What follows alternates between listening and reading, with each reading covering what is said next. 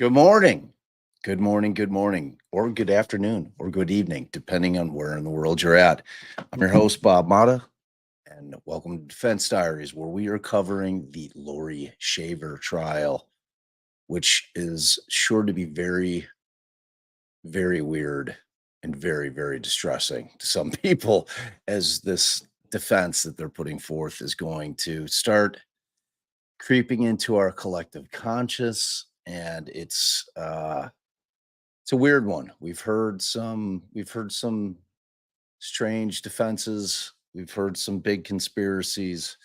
We've heard all kinds of stories, but this one may take the cake. I don't know. It's up there right now in my brain of one of the crazier type of defenses I've ever heard. And if you guys are new to the case today, if you haven't watched the primer that we put out on Friday, you should go back and watch that. If you missed the openings yesterday, long and the short of it, Michael Shaver is thought to have been killed back in 2015 by his wife. That was not discovered until started happening around 2018 when they got onto the property. They broke open the concrete that was under the fire pit that they had built back in early 2016, shortly after Michael Shaver had gone missing. And they, of course, discovered his remains. Um, Took a minute for them to put the case against her together. They got her under arrest. Then I want to say it was 2023 when her 7-year-old daughter came forward and said that she is the one who shot her father. And then they injected another person into it, Jeremy Townsend, who apparently was a boyfriend. Thank you, Diz. A boyfriend that had been dating Lori at the time. He was in the house, uh, heard all the commotion, came, allegedly took the gun from the child and finished the job, including burying the body unbeknownst to Lori. So that's their story. That is that is the defense that they're putting forward. That's what they're going to roll with. So it should be interesting. It should be interesting. We'll see. The thing I'm most interested in on this, like as far as the state's case, because they have a very strong case circumstantially against her, assuming that all of that, which I just spoke of, is not true. So what I want to see is if the state is going to simply ignore their defense in the sense that they think that no jury is ever going to buy that, or are they going to rebut it? And I think that there's ways that they can rebut it scientifically, especially with the concept of a 7-year-old uh, who I'm sure was pretty short in terms of the trajectory of the gunshot wound. It seems like that would be something that they would probably want to address just to make sure, you know, because you never know what a jury's going to do. There's one that's gospel. All right, let me get it pulled up here.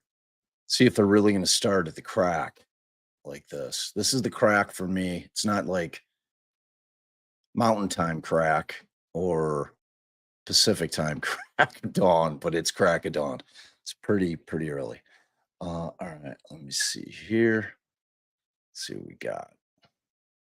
Man, are you guys like everybody put their vibes into the universe and hope that they fix the sound? Because like 10 days of that sound, oof, it's gonna be rough on all of us. A lot of people saying I can't hear it, me saying I can't do anything about it. Uh Diz, do me a favor and see if you're seeing if anyone other than LNC is putting it up. because I did not see it being streamed anywhere else yesterday, which was weird, frankly, in terms of the big streamers. Okay. Uh, I don't even think our homies over at Live Trials was doing it. All right. Let's see. Get this all ready. So, how y'all doing? How y'all doing? Tell me in the chat. Everybody good? Good night's sleep? You having a good day so far? Tell me what's good. Tell me what's good. I'm hoping that I'm able to get Allie to hop on with me for a second today. Because I got to dip out, and I'll tell you guys why in a second. Let me try to.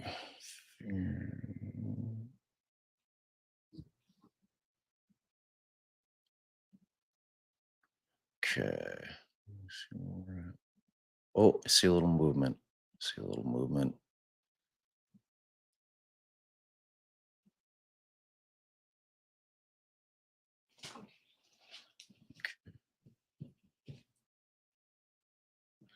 Okay.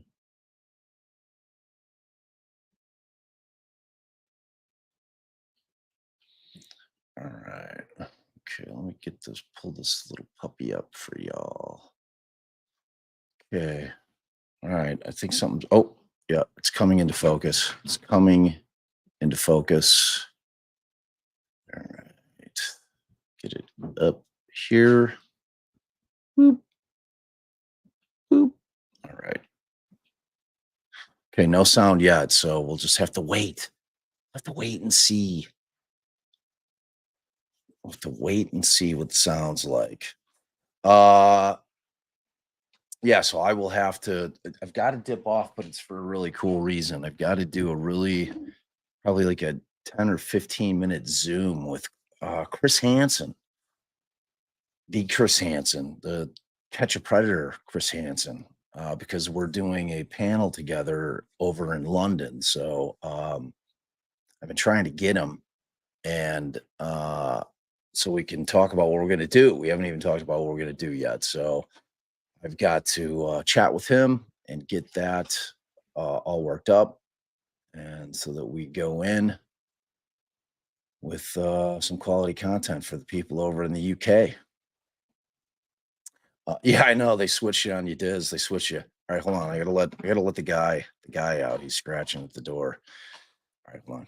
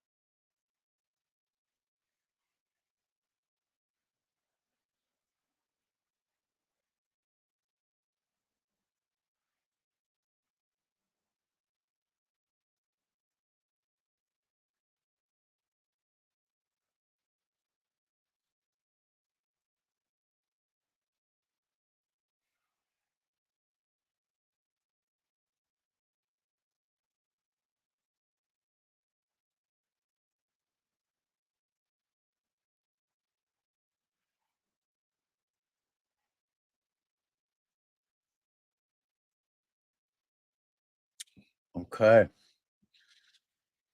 All right. So 7:36 for me. So judges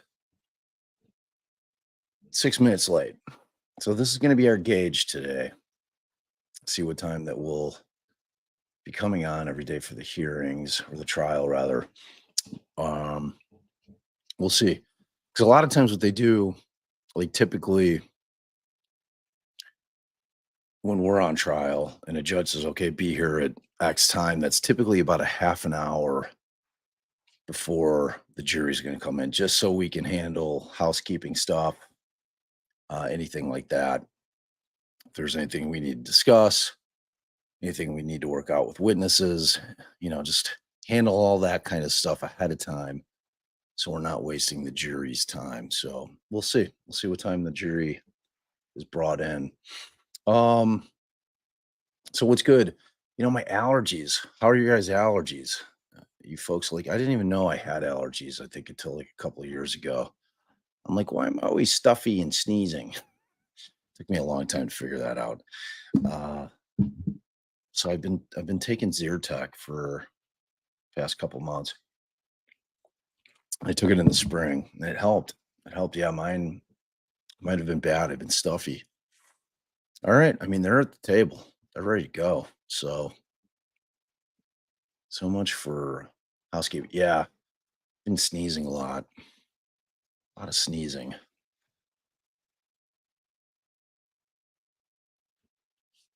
Yeah, I mean, you never know. You never know if it's a cold or if it's the vid or if it's allergies.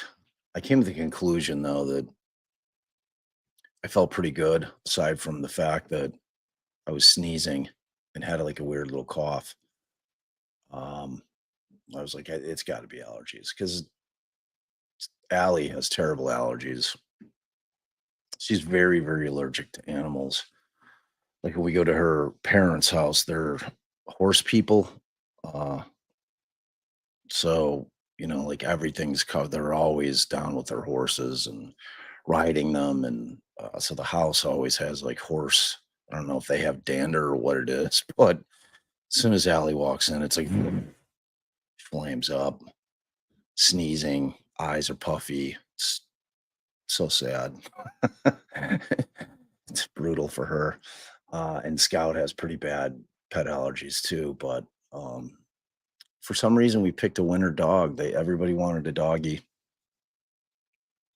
And we didn't go like a straight up like doodle. We didn't go hypoallergenic dog. Uh, and we got lucky with the guy. But we did get we decided to get a short hair. So I think that helps. I think that helps. So did you guys who hung for the Coburger thing last night? Had a moderate crowd in there, I'd say. Not too bad. Had about 150, 160 in there. Yeah, that case, I was just telling Dizzy and Mandy, we're going to be picking that thing back up. I was heavy coverage on that post arrest. I wasn't doing anything pre arrest because, I just wasn't. I wasn't going to get into that. Like, that's not my thing. So yeah, it's one of those things where that case is going to be huge, and we want to be a spot. 2020 CF 2361, State of Florida versus Laurie Shaver. With the parties present, please identify themselves for the record. That sounds a little better. Florida, Bruce Weston from State. Jeffrey Wiggs on behalf of Laurie Shaver. Ms. Shaver is seated to my right. Sounding Ms. better. Shaver, please state your full legal name and raise your right hand. Laurie Filmer, previously known as Laurie Shaver. Do you solemnly swear or affirm that any testimony you give today shall be the truth, whole truth, nothing but the truth, so help you How's it God? sound for y'all? Thank you. All right, are there any preliminary matters before we call the jurors in? Yes, Judge. Okay. Judge, you may recall back when the state had filed their motion to allow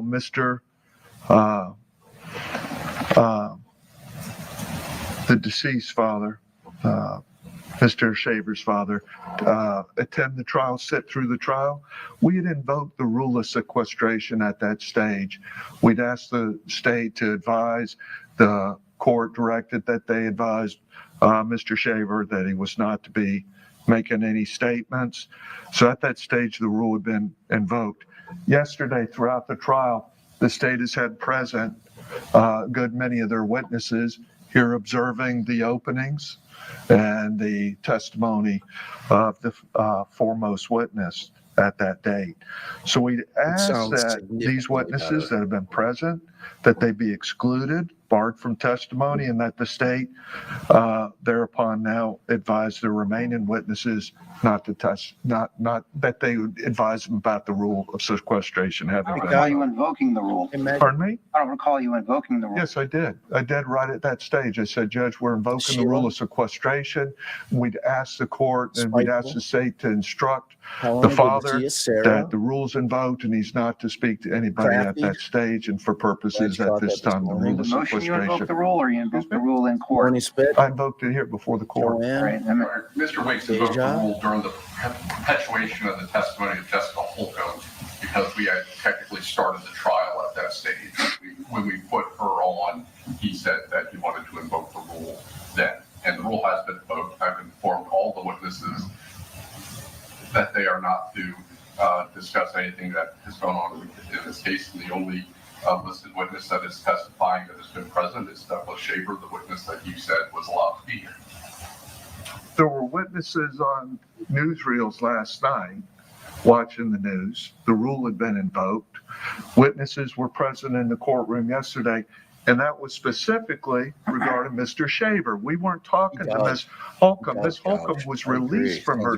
what other witnesses specifically were present that you're concerned about?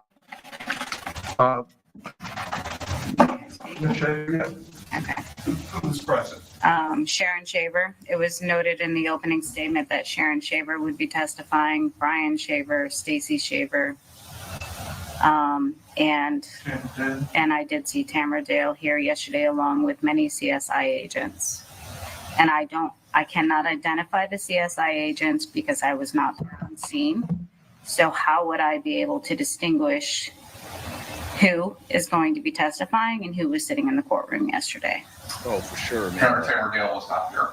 Sharon Shaver is the decedent's mother. I listed her as someone that you might see reference, but she is not testified. She was listed as a B witness.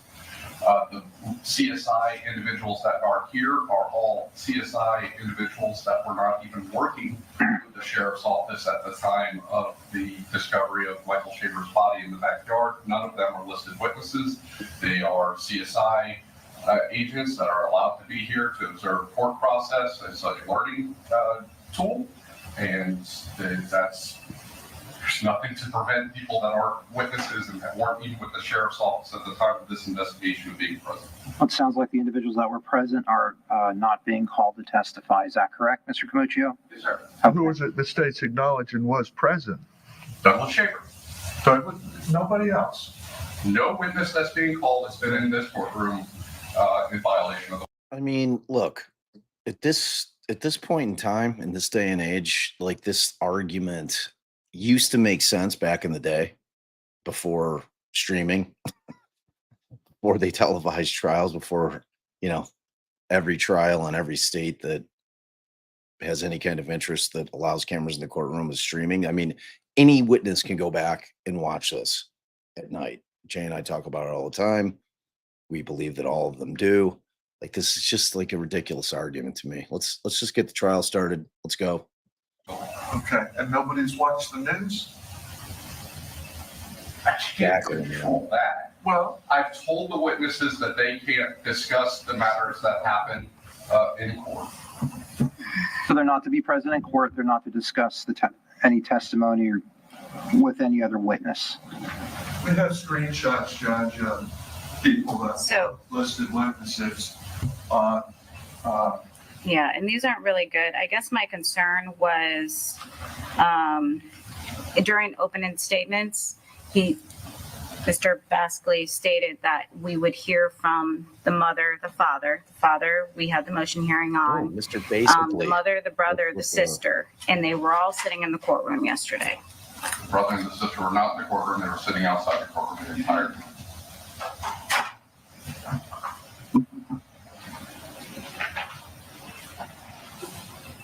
So, Judge, I would just, in an abundance of caution, I would suggest when the witnesses approach that the court make an inquiry whether or not they've spoken to anybody or watched anything on TV to assure that There was no violation of the rule. And for any lack of confusion at this state, again, we'd invoke the rule of sequestration, ask the state to advise the The court to inquire of every witness or each witness that takes a stand, whether or not they've spoken to anybody, whether they were in the courtroom yesterday. I mean, most judges do that. And if they weren't, and they were listed, they should be Sir, you're making the allegation that there were individuals in the courtroom that should not have been in the courtroom. You tell me who you're concerned about, Mr. Wiggs. Well, my client just Getting the judge out. Giving the judge more work. Judge doesn't like it. And Tamara Dale, we suggest, was present, and Brian Shaver. Brian Shaver. Stacy Shaver was here. Okay, so Brian Shaver, Stacy Shaver, and Sharon Shaver. Who else? Tamara Dale. Okay, those 4 individuals. Pardon me? The court will inquire of those 4 individuals then. You want me to bring this Brian Shaver and Stacy Turner in right now, Judge? Are the other individuals present as Tamara Dale's here? She's not here. She hasn't been here at all this week because she's not testifying until later. And as I said, Sharon Shaver is not testifying. All right, well, let's bring them in and the court can make the appropriate inquiry.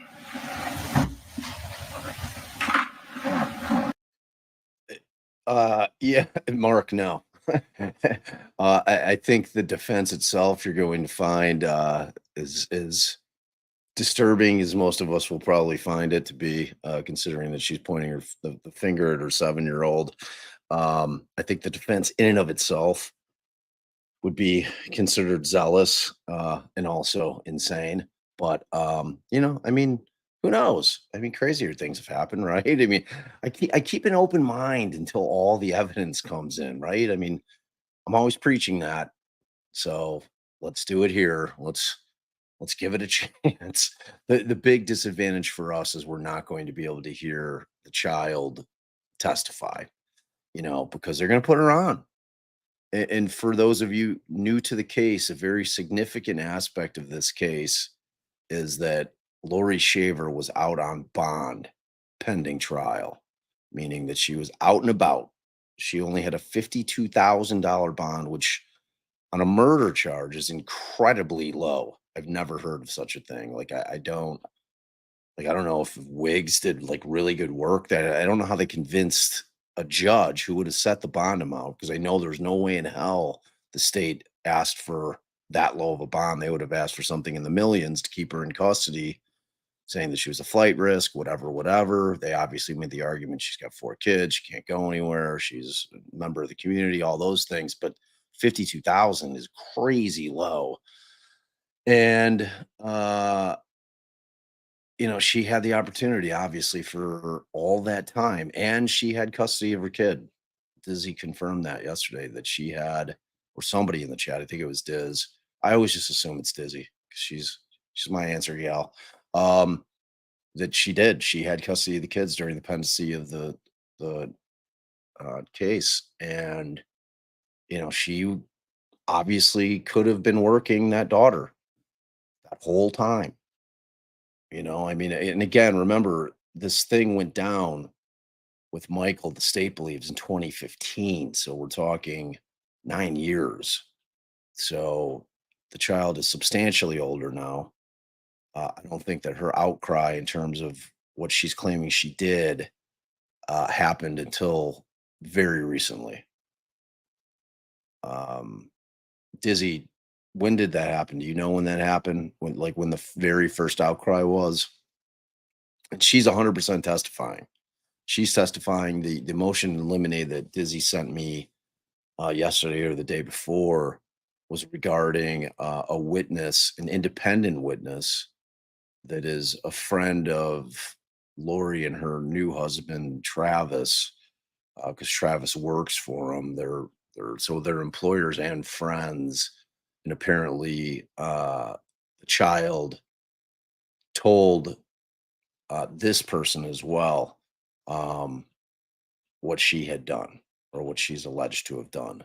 So that motion in limine was to bar him from coming in to kind of bolster the fact. So it's going to be disappointing that we won't be able to be that witness, but I obviously support the fact that, kids testifying in trials do not need to be on the internet. They like pre-internet. That's always been the rule. That hasn't been something that was, if you are in juvenile court, the public is not allowed to sit in there. They allow one attorney in at a time. It's kept very private for good reason. So I clearly understand and agree with that concept. So, yeah, I mean, this dude's going to get on our nerves. I wanted to throw this thing up. You guys just here. Let me see if I can find it real quick, and then we'll get started because there's, you know what? I'll line it up for when they're going to bring the jury in. So I'm going to tell you who this guy. So you're right. He sounds exactly like Dr. Phil. I don't even think he sounds whining. I just think he sounds exactly like Dr. Phil in every way, like tone, tenor. Like I guess maybe Dr. Phil sounds whiny. So I don't know, but yeah, I think. So when this comes up, I'm gonna show you who you're on from that side view yesterday. Not so much from behind. Maybe from behind a little bit too.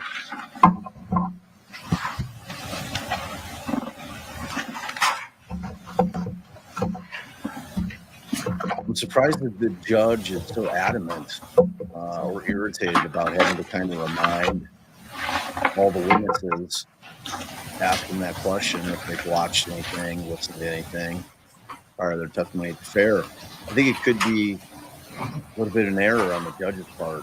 I think it's becoming pretty commonplace for all judges to do that these days. Your Honor, this is Stacy Turner.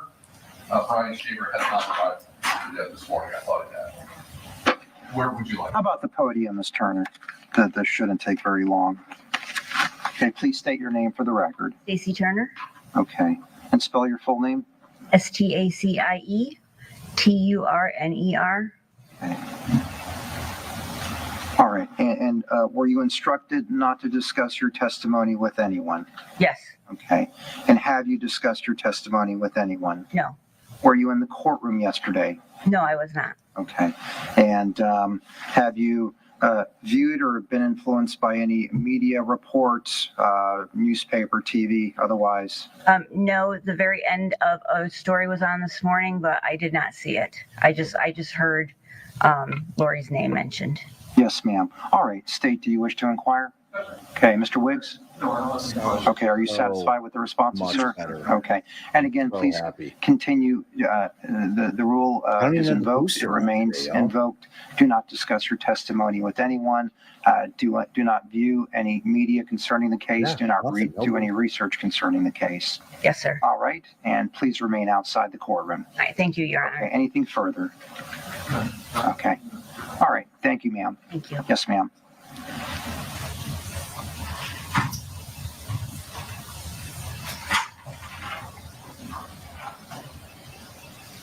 Is there anyone else present that is of concern? I can double check to see if Brian. If you would, sir. Thank you.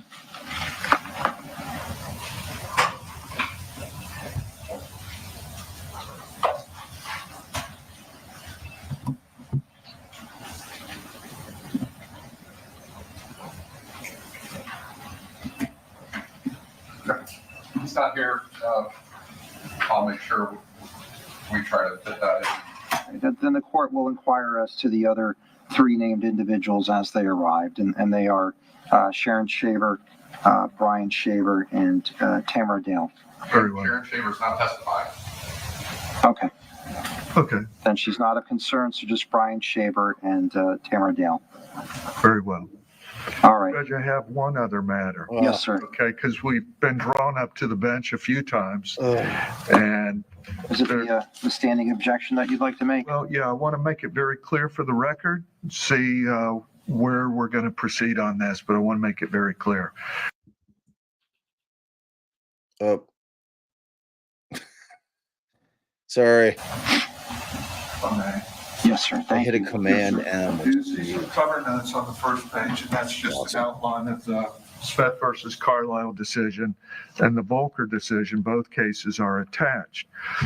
We got drawn into this because there was earlier talk about the concept of inference stacking. Mr. Amatuccio and I addressed the matter, and there was some argument that took place about it. I went back and I knew the rule had been changed, but I wanted to see how it was changed. And I came upon the Smith versus Carlisle decision. And that decision is cited at 378 Southern 3rd, 1213. It's a 2024 decision. It looks like out of the first DCA. What the case did was it broke all the history down, and going back to Knight and Sims and Law, and going back to the Bush decision, which had revoked the concept of inference stacking. What it said was, the inference stacking doctrine is gone. And it went back and it said, what thus is imposed is the decision of Volker versus combined insurance. And that side is 73 Southern 2nd, 403, Supreme Court decision back from 1954. And in it makes this statement: stacking one inference upon another as a method of establishing an ultimate fact ordinarily should not be indulged in unless the first inference meets a test which may be analogized to the criminal rule concerning circumstantial evidence, only if the prior or basic inference is established to the exclusion of any other reasonable theory. Now, when I'm drawn up to the court, I've advised the court and I've advised the state, what's the primary inference that you're trying to stack this inference on top of? And Mr. Amatuccio's argument has repeatedly been, make your motion for a JOA at the end of the trial. Well, to follow Mr. Amatuccio's logic would do away with 90.401 relevance, and it would do away with 90.403 whether there's any prejudice by the inference to be drawn.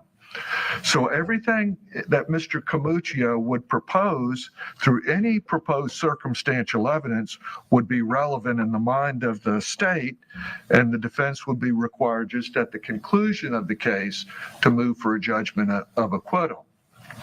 So I think that the state would need to verify the inference that they're building, their primary inference that they're offering any substantive evidence. That's what the case would suggest. Further, Judge, I provided the court the motion to exclude digital data which had been filed in this case and to strike the business record certifications.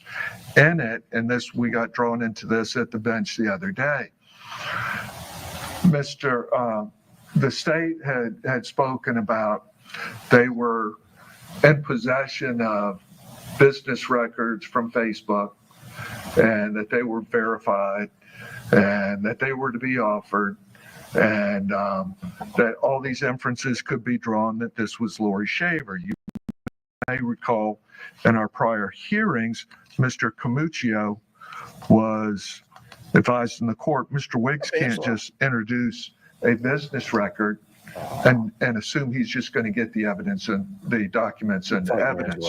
What I did for the state, and the memorandum you'll see, was I set forth all the known predicates for the introduction of digital data. It's not sufficient just for one party to object on predicate without offering and showing the opposing party what the predicate is.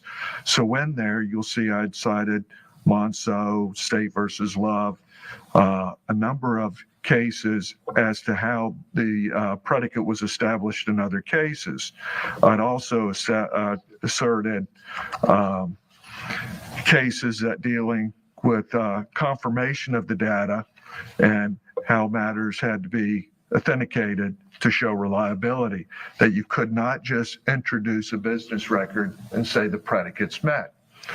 The state went beyond that later, you may recall, and it filed a request for a summary to be introduced into evidence. I advised the court that what the state was doing was the state was going to try to stack inferences and conclusions within it that did not constitute a business record. And the case that I cited in the primary motion was Yisrael, Supreme Court decision, where an after arrest document generated in preparation of litigation was not a business record, and clearly outlined that case and discussed it for the court openly. Now, none of this was contested in the hearing. Nothing was contested. We introduced it in the form, likewise, with digital data, testimony of Richard Connor, the predicate standards. The state just kind of covered their eyes on it, I think, thinking they're going to show up and just say, well, here's a business record and here's the inferences we conclude from it. Now, again, that brings us back to Carlisle and relationship with the digital data. So I supply that to the court instead of having to approach at all stages, advising the court that when we call them out or call the state out as to relevance, that's the authority that the defense is relied upon. That's the obligation for the court to inquire. When we talk about digital data in reference to that, those are the predicates that are set forth before the court and the state, and ask that the court hold the state to their predicate requirements as set forth by the court. So with those, Judge, we just preserve the record and ask that the court enforce the law and call the state out on these issues. Thank you, Judge. Thank you. State's response? Your Honor, these issues have already been litigated. You've already made your ruling. I will point out, as I did up at the bench yesterday, that the defense, first of all, is relying on a civil case, Larry D. Smith versus Carlisle Industrial Break and Friction, is not a criminal case. The case that it refers to being Bolter v. Combined Insurance Company, once again, is not a criminal case. But the case that he cites clearly talks about how the Florida Supreme Court in Bush has done away with this standard that the state must do away with any reasonable hypothesis of innocence, and a conviction can stand based on circumstantial evidence alone. So their reliance on this civil case is misplaced. It's not saying what he says. The case that this court needs to rely on is the Supreme Court's decision in Bush. But all these other issues have been litigated. We have rulings, you've done orders, and simply rehashing all of this is inappropriate. Judge, if I may, just respond to that. Judge, you have not signed an order saying the state has a right to avoid any predicate obligation. But I just read to the court what the Smith decision said. And the Smith decision said a test which may be analogized to the criminal court. So while it was a civil case, they were relying on the standard to be imposed in a criminal case. So the state miscites one that the court has never entered an order saying you can avoid any predicate obligation, state. The obligations are still in place, and those obligations are set forth in the memorandum to exclude the digital data. They're also set forth in Smith versus Carlisle and Volker. And that's plain, it's on paper, and the court could not, even if it wanted to, state, Mr. Amatuccio, don't worry about 90.401. Everything's relevant. Don't worry about 90.403. It doesn't matter if anything prejudices the defense. Everything's got to be analogized when it's tendered to the court. All right. Anything further?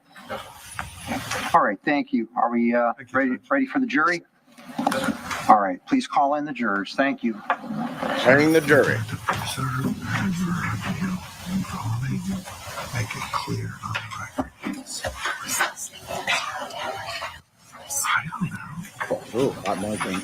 A lot of hot miking. Yeah, they really upped the sound game, didn't they? Sounds like delightful today. Delightful.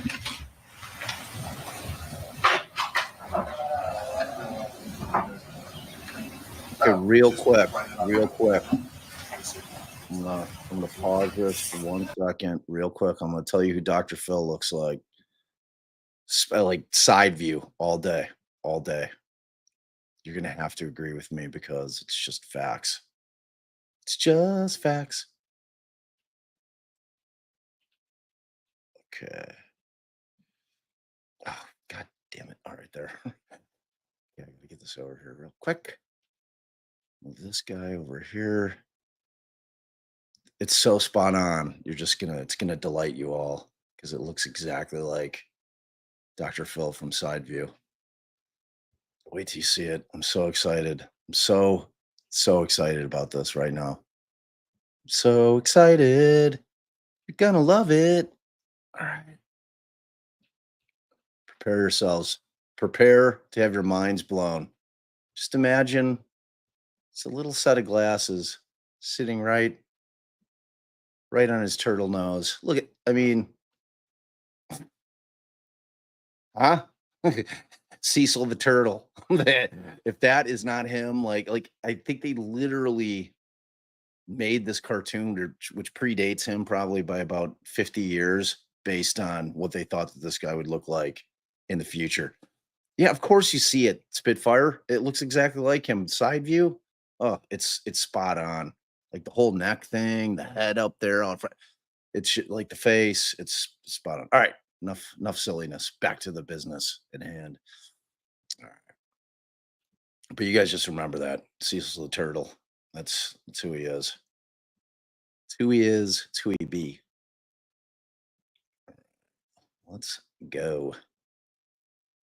All right, jury's coming in. In case you guys were wondering, that whole argument was the same thing that they argued during the last pretrial hearing, which we covered. It was essentially, as we know, if you saw the Turtle Phil wigs, there it is. What they were arguing is about these Facebook Messenger things. They're going to be coming in. He's trying to keep them out.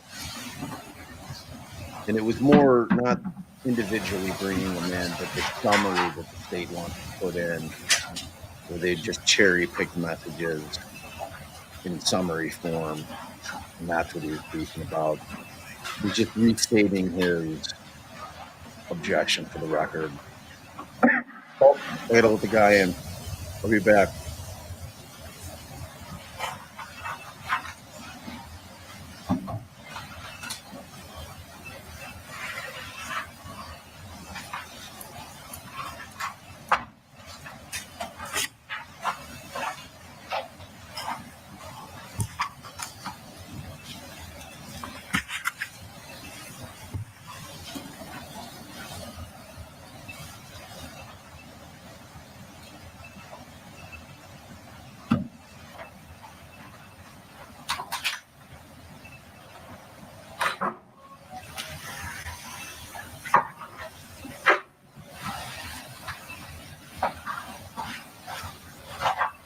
Right, you may be seated.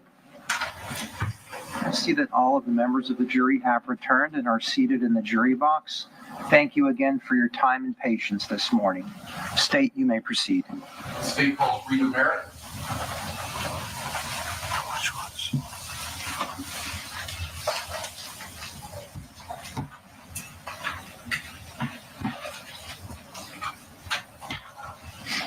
So didn't sound like the judge asked the jurors any of the questions. Like, did you watch anything? Did you listen to anything? He just don't care. Good morning. Please come up to the witness stand. Please be seated. Make yourself comfortable and let me know when you're ready to go.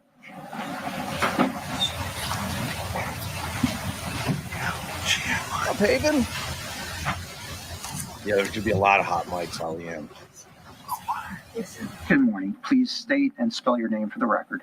Rita Merritt, RITAMERRITT. Please raise your right hand. I swear you when do solemnly swear or affirm that any testimony you give today shall be the truth, whole truth, and nothing but the truth, so help you God. Yes, sir. Thank you. Please proceed. Good morning, Ms. Merritt. Good morning. You're a little soft-spoken, and we're trying to make sure that that microphone picks up everything you say. So you can lean in and talk. Not too close, though. Can you please introduce yourself to the jury? I'm Rita Merritt. Did you know Michael Shaver? I did, How did you know? through my husband, Frank Merritt. And how long did you know him? For about 6 months or so. And were your families friendly? Did you socialize together? Yes, sir, a couple times. And did you ever go over to his house, to Michael Shaver's house, to visit or socialize with Michael Shaver, his wife, and their kids? Yes, sir. And did you socialize at other locations other than either of your homes? Yes, sir. Had you ever met Laurie Shaver? Yes, sir. And did you meet her through Michael and your husband? Yes, sir. Do you see her and recognize her in the court today? Yes, sir. Can you point her out, just describe something she's wearing? The tan jacket. Now, Do you think she's did a you murdering meet Michael or psychopath? Laurie first? Actually, I met them together. And I want to take you back to November 7th of 2015. Did you see Michael and Laurie Shaver that day? Maybe you did. Yes, sir. Okay, sorry. And where did you see them? Oh, family hug. At the Florida Flywheeler show. What kind of event was that? It was an event that had like old steam engines and tractors and kind of like a swap meet type of place. Who all was there as far as you, Florida. your family, and their family? Mike and Lori, their two kids, Aiden and Isabel, my husband Frank, my daughter Carly, and myself. And did you see Michael and Laurie Shaver interacting together? Yes, sir, when we first got there. And what was the demeanor of those individuals while you were there? Objection. Just calling the witness to speculate on the mental process of another individual. It's an individual's lay opinion of another individual's demeanor. So, What caused their mental impression? Sorry, all right, sober. overruled. You may answer. Describe their It seemed to be there was some tension between them. Why would you say that? Well, when we got there, we met up, and it was like, I don't know what happened. They just were their friendly selves. All right. Now, at some point, did Mike, Laurie, and their kids leave without you and your husband and your daughter? Yes, And just to be clear, you guys arrived separately in different vehicles. yes, Now, on that day, was that the last time that you either spoke or saw Michael Shaver? yes.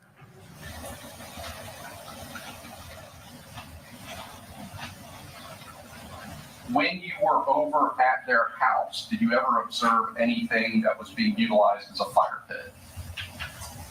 No, In the backyard, was there an area where the family had started some sort of construction of something that they wanted to put in there? Mike had talked about digging a duck pond. They had ducks and chickens and stuff, and he had talked about Chickens? digging a duck pond for his ducks. And had that excavation, had that hole started to be done while you were over there Water. socializing? The last time we were there was in September, the last time I was there, and I don't believe at that time that he had started it, but we did talk about it. I have nothing further at this time, Judge. All right, Mr. Wow. Wiggs. Big Yes, one. ma'am, please Big one. score. Yes, sir. Now, ma'am, you testified Chickens are that y'all awesome. socialized. One egg a day correct? for Yes. chicken. Okay. You Wish never we had observed a chickens. murder, correct? But they don't. I'm spawn. sorry. You never observed a homicide, No, sir. okay? Most you're saying is y'all went out to some truck show, I believe, and that somebody was in a bad mood. Yes. That would cause you to speculate about I their think mental. too, Taylor. Correct? Objection, Your Honor. No, sir. Did somebody say I'm in a bad mood? No, sir. Okay. Did it occur to you somebody may have health issues? Health issues? No, sir. How was the temperature? It was early in the morning, so it wasn't that warm then, but as the day went by, it got pretty heated. Yes. Very hot, did it not? Yes. Hmm. So your conclusion, somebody was in a bad mood, doesn't take into consideration other factors such as health issues, temperature outside, correct? Correct. They surely don't relate to any homicide that was committed, correct? I would say no. Thank you. Any follow-up? May the witness be excused from her subpoena? Yes, sir. Okay. Thank you for appearing today. You're excused from further testimony. Have a good day. Your Honor, can Mr. Wiggs and I approach real quick? Yes, sir.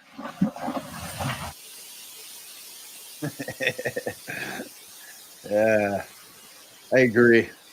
We can stop streaming the trial now that this thing's over. That did it. Oh my God! Wait, Kai, you've been fighting us that it sounds like Dr. Phil. It sounds exactly like Dr. Phil. Exactly like Dr. Phil.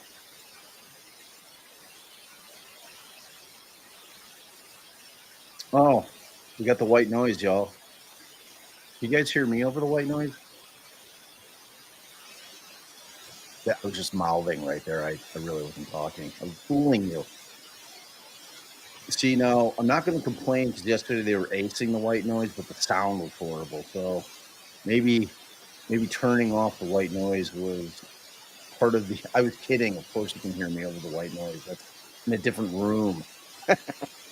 You know, I put some serious thought into this whole mute problem that I have. So if I'm on my podcast rig down in the basement where Allie is usually streaming with us, the headphones, it's got my interface down there. The headphones are plugged in. My mic's hooked up. It's run through the interface. There, like when Jay wears his headphones, he can hear himself speaking. So that's why Jay is never on mute when he's speaking, because if I was wearing my headphones, I would never speak while I'm muted because I'd know immediately. So that's why people wear headphones. So I'm like flying by the seat of my pants, and you all are getting the benefit of it, where I speak many, many times muted, sometimes for minutes. It's a real treat. I consider it to be a real treat for y'all. And one that I don't even contemplate curing anytime soon. I mean, what's better than watching me speak on mute? Everybody's screaming in chat that I'm muted. Love it. Love it. All right. Please proceed. The state calls John Borgland.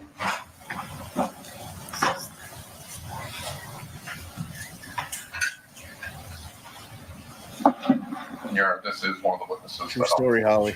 All right. Good morning, sir. Please come up to the witness stand.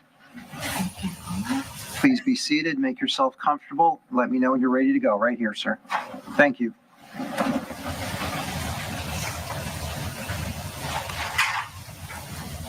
Good morning. Judge, we approach this momentarily. Yes, Oh, sir. good God. He's pissing me off already. Oh, my God. Cecil Turtle. Oh, so, listen, I'm going to give you a trigger warning, because young Vlad was talking about chickens following you everywhere. So my first, I'd say, and probably one of my most PTSD inducing occurrences where I was down at my great grandma's farm down in like south of Searcy, Arkansas. My Irish people all were down. My half was Irish. We're all like in Arkansas. Ma'am, and my I noticed you grandma have your head great down. grandma had chickens. Are you okay? Okay. Do you need a break? Okay. Oh, jeez. Were you just taking notes? Are you feeling well today? Okay. Any follow-up questions? Okay. All right. Thank you. I'm assuming that was a juror. All right, sir. Please state your full legal name. John Adrian Borgland. Please spell your full name. I'm going to finish the story real quick. So I think I was about 5. And so my great grandmother had it was a farm. So she had like a little penned in area where all the chickens would wander around. So cute. Well, just little chickens. I'm like 5. You know, I can imagine how adorable I thought the chickens were. And then my great grandmother, of course, would cook them. So she picked the chicken up one day when I was out there by the neck, and then whipped it around like this until the chicken's head ripped off. And it was the most horrifying thing that I've ever seen to this day. So I just leave you with that chicken story. JOHN ADRIAN B as in boy ORGLUM as in Mary. All right, please raise your right hand. I'll swear you in. Do you solemnly swear or affirm that any testimony you give today shall be the truth, whole truth, and nothing but the truth, so help you God? Yes, sir. Thank you. Please proceed. Good morning. Can you please introduce yourself to the jury? I'm John Borgland. And did you know Michael Shaver? Yes, I did. How did you know Michael Shaver? So I was Michael's leader at Disney for a few years. He actually worked for me on 2 occasions. First time was when he was in his 4th year as apprenticeship in a monorail shop. So that was from roughly August of 13 through August of 14. And then in 2015, or in 2014, he transferred to Epcot when he completed his apprenticeship. I also transferred to Epcot in April of 2015, and that's where Mike worked for me again. When you refer to yourself as his leader, is that basically a supervisor? Yes, sir. And in order to work as a mechanic at Disney, what did he have to do to get that position? So Mike actually completed a 4-year apprenticeship as a mechanical apprentice in order to be able to work at Disney, and then also complete an exam in order to be able to work as a attractions mechanic in one of our attractions. And how was he performing as an employee? Mike actually performed really well. Was not happy on a personal aspect when he transferred to Epcot from the monorails, because I was at monorails. I wanted to keep him. But I was really happy when I transferred to Epcot and he was once again working for me. And when in the course of the time that you were supervising him, was there ever any discussions of his advancement within the program? Yes. Judge, Objection, sir. hearsay. All right. Overruled. So I was actually in late 2015, I was actually ready to promote Mike to a working foreman position, which would have involved a pay raise. And that was primarily due to his work ethic and the way he was respected by the teams. And had you made him aware of that consideration? Yes, sir. Now, as We a love you, mechanic at Disney, well, specifically when he went through the apprenticeship program, was he issued tools by Disney? So there is a small set of tools that are issued by Disney. It's just a standard set that they're issued. However, each cast member is allowed the opportunity in order to be able to purchase and bring in their own set of tools. So those tools are can also be generic ones or specific for whatever task it is that they are performing in the attractions. And even the tools issued by Disney once he completes the apprenticeship program, do they then belong to the individual? That I don't recall. Now,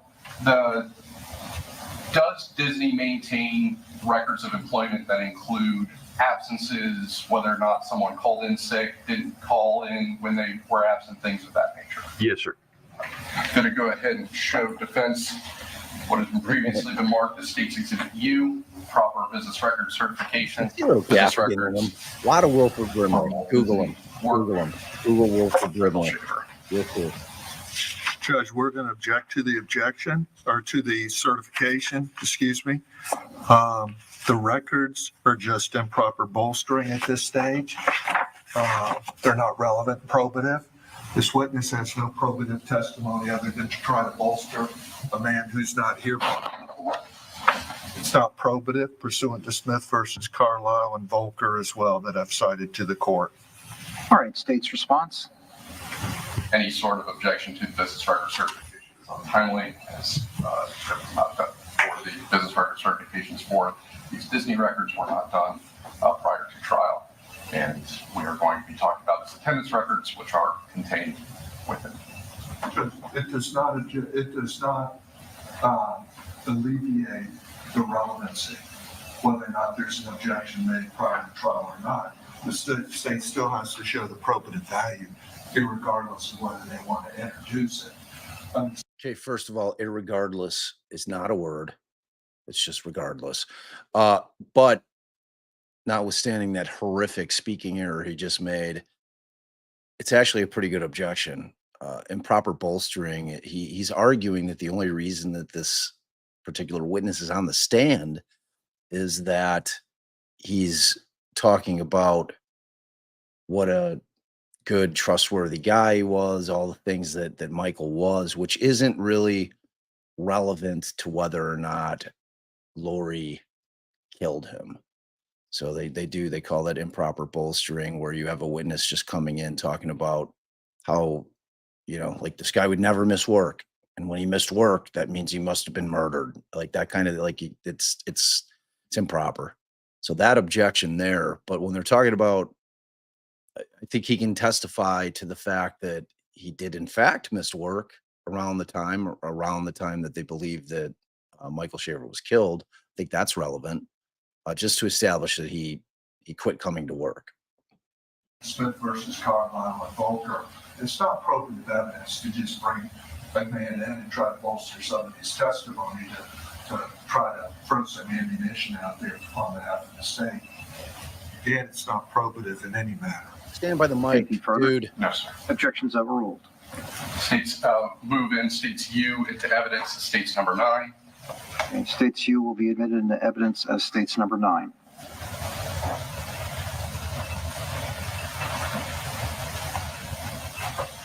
Now, Mr. Borgland, prior to your testimony here today, have you gone back and reviewed Mr. Shaver's attendance records during the time frame that he was working at Disney? Yes, sir, I have. All right. Now, I want to take you back to November of 2015. Was Michael Shaver scheduled to work on November 10th, 2015? Yes, he was. And Your Honor, I would ask at this time to publish the contents of states number 9 to the jury. Yeah, Lily B, real quick. They will never, ever have a child testifying where the world can see the child. In any case, not just here, anywhere. Yeah, so we will not be seeing that testimony. That's for sure. Whether he was supposed to show up for work one particular day does not alleviate or does not answer the question. Please approach. All right, let's have a sidebar. Thank you. Sidebar. All right.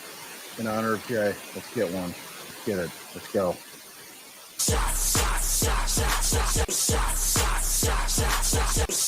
Little party over here. It's gonna be a lot of shots, I think, in this trial. This guy's a real objector. Which, look, I tell you guys all the time, objections are critical, absolutely critical in a trial, because that is what preserves issues for appeal. As much as they annoy us, they have to be done. Necessary evil, like under the definition of necessary evil in the dictionary, is an objection. They're absolutely necessary. You have to do it. If you don't object, you're ineffective. Oh, yeah. Oh, yeah, and this guy's going to drive everybody nuts. Everybody nuts. I mean, like, if he's your lawyer, though, you probably appreciate it. You know he's engaged. You know he's doing his job. If you're Laurie Shaver, you're probably not hating I'll him. direct your attention to the page that's numbered on the bottom. That's 986. Do you have that page in front of you? Almost. Okay. Truth, Deja. 986.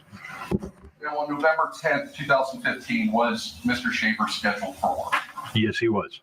And did he show for? I think we should make a motion to have Woody testify in every trial. Doesn't matter if he knows anything about it. Just have him come in. Have him testify. Not for days. Just have him come in. Half hour. Just a half hour of Woody in every case would be amazing. Amazing. His scheduled work. November 10th, he's actually documented as a no-call, no-show, which means, so no-call, no-show means he was scheduled for work and he did not call in, whether it be call sick, call whatever, in order to let us know he was not coming into work. And what was his next shift after November 10th, 2015? So it would have been November 10th, which actually would have been his first day coming back to work after his 2 days off. So November 10th, 11th, 12th, 13th, and 14th. So there's 4 consecutive no-call, no-shows. And all of those are reflected in the records that you're referring to there? Yes, sir.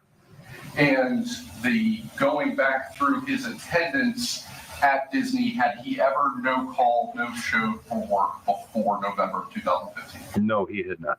I'll just quickly go through those records, beginning on page 97. Where? Woody was the very witness in the history of witnesses. 990, Trust me. 991.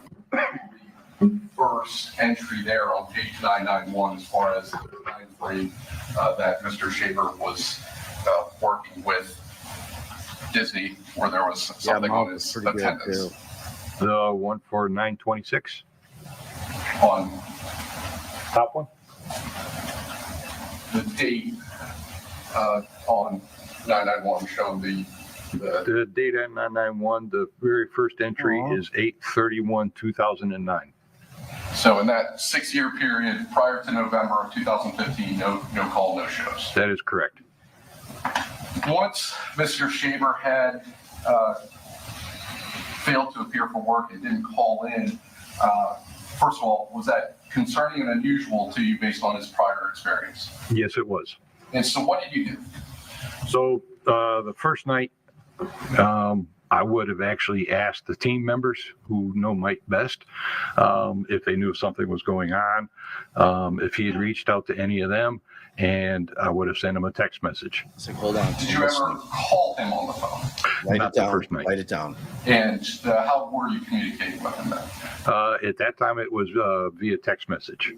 And did he or someone in possession of his phone correspond back with you? On the He's getting ready to 13th object. was actually when I received a text back, because by the 13th, that had been 3 consecutive no-call, no-shows. By Disney policy, 3 consecutive no-call, no-shows. It is a automatic termination of employment with a company. So I had been texting and trying to call his cell phone in order to find out what was going on, as well as if there was issues in order to offer assistance, because Disney does have Disney assistance program where if things are coming up, we're able to help out, especially for outstanding employees. So I had reached out to Mike, and on the 13th is when I got a text message back. The text message stated along the lines of Rejection. Judge William Price. All right, sidebar, please.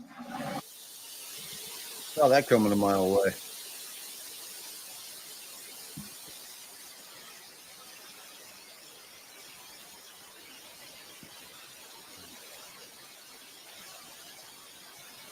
Yeah, it's got to be some form of a hearsay question.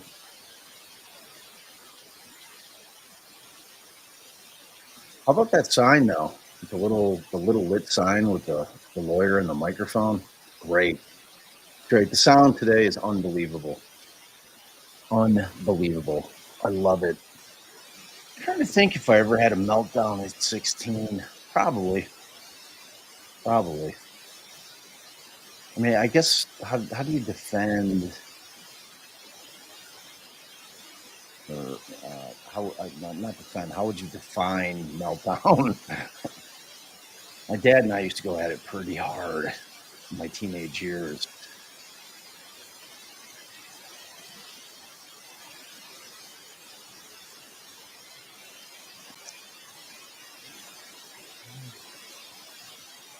Oh. What you getting at there, Deja?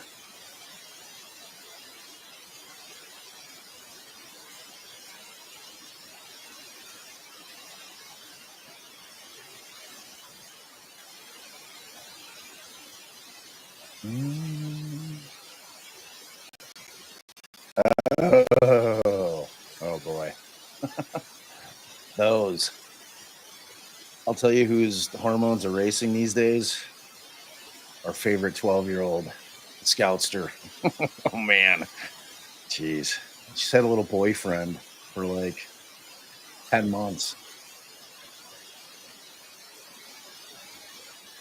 Yeah, Taylor, do it.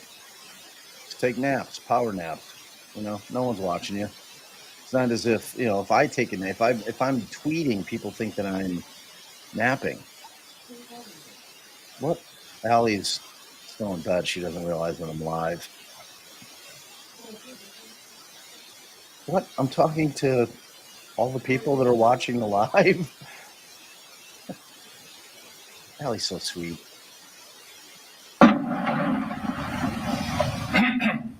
All right, so the judge overruled that. What was the Objection, Judge. Yes, sir. That's inappropriate. All right. Please proceed. Thank you.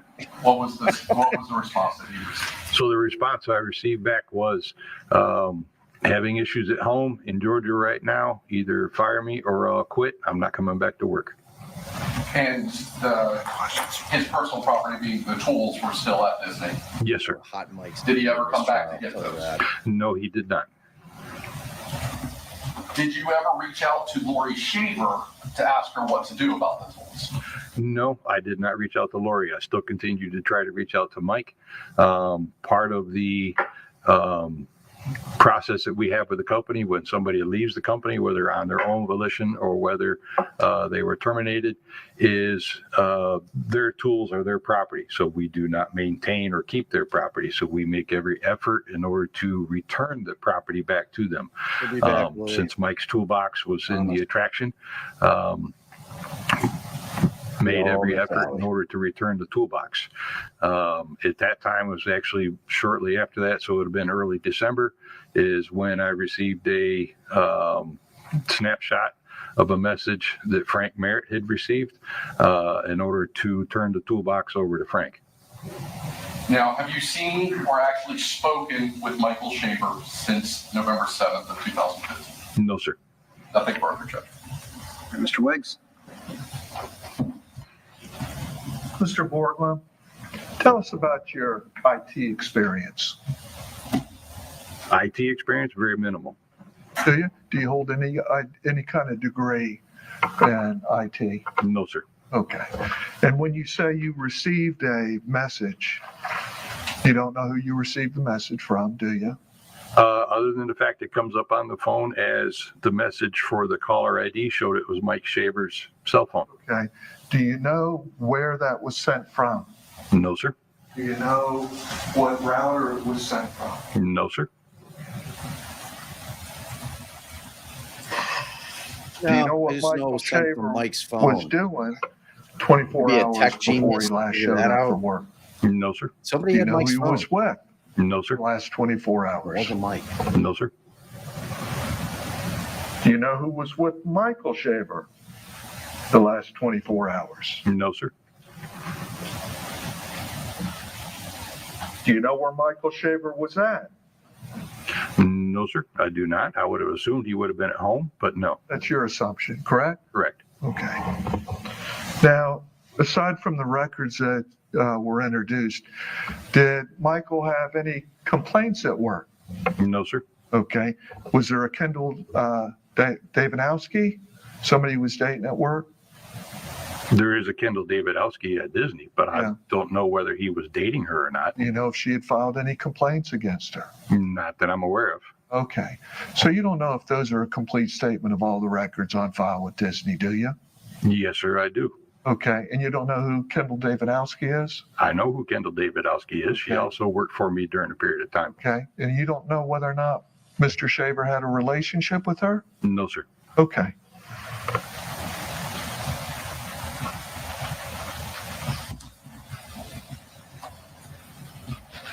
One moment, please, Judge. Yes, sir.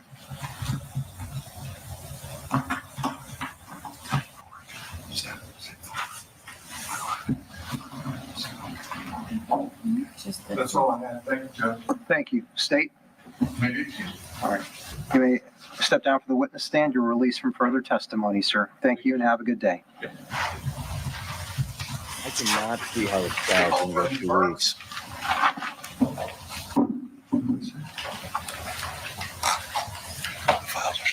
Yes, thank you.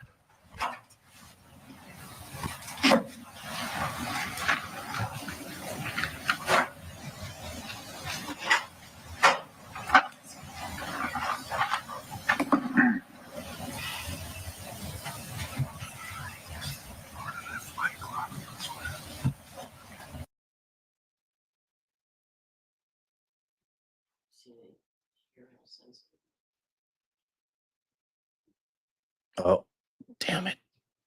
They turned off the hot mics.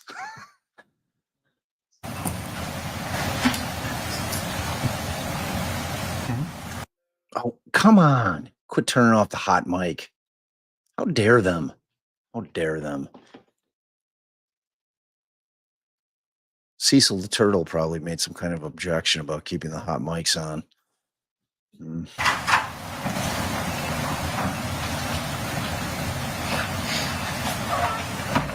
Good morning. Please come up to the witness stand.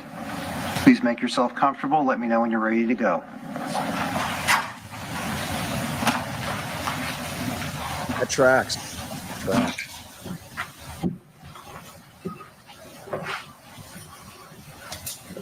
All right. Please state your full legal name and spell your name, please. My name is Brendan Robert Burns. It's BRENDEN, Robert, ROBEERT, Burns, BURNS. Please raise your right hand. I'll swear you in. Do you solemnly swear or affirm that any testimony you give today shall be the truth, whole truth, and nothing but the truth, so help you God? Yes, Your Honor. Thank you, sir. Please proceed. Or you please introduce yourself to the jury. Again, my name is Brendan Burns. I'm an airline pilot by trade, but at the time I was a aircraft mechanic. Did you know Michael Shaver? Yes, I did. And how did you first meet Michael Shaver? As I was an aircraft mechanic at Warbird Adventures in Kissimmee, Mike came in as a volunteer to help work on some aircraft projects, race airplane, etc. And when you say he came in as a volunteer, what type of role was he wanting to volunteer to do? As an aircraft mechanic, I guess any tasks associated with working on our race airplane mainly. And that area where he started to volunteer, did you start a friendship with Michael Shaver? I did, yes. And through that, did you meet his wife, Laurie Shaver? Yes, I did. Do you see her in the courtroom today? You can identify her by something that she's wearing. Yes, I do. She's wearing a tan coat. Now, what types of things would Michael Shaver do for this race? Honestly, whatever was requested of him. One of the first things I remember him being sort of assigned to was we were building a new canopy for the race airplane. So he was molding some styrofoam for a mold of the canopy. That was one of the first things I remember. And were there times that his wife, Laurie Shaver, would also participate in the activities of this race team? Yes. And how would that come about? Well, Laurie would attend the races, and she helped out in the merchandise booth. We sold T-shirts, hats, and other paraphernalia. Did you ever go over to their home to visit or socialize? Yes, I did. And was there a period of time, in case I didn't ask, what was the period of time that you knew and were friends with Michael? I believe it was late 2012 or early 2013 through fall of 2015. And was there a period of time you were friends with Michael that he had moved out of the home and was living at the hangar? Yes. What time frame was that? He lived in the hangar, I want to say it was late 2014 or early 2015. And during that time, was he separated?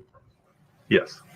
During that time that he was living at the hangar, did Michael Shaver start dating someone else? Yes. And who was that?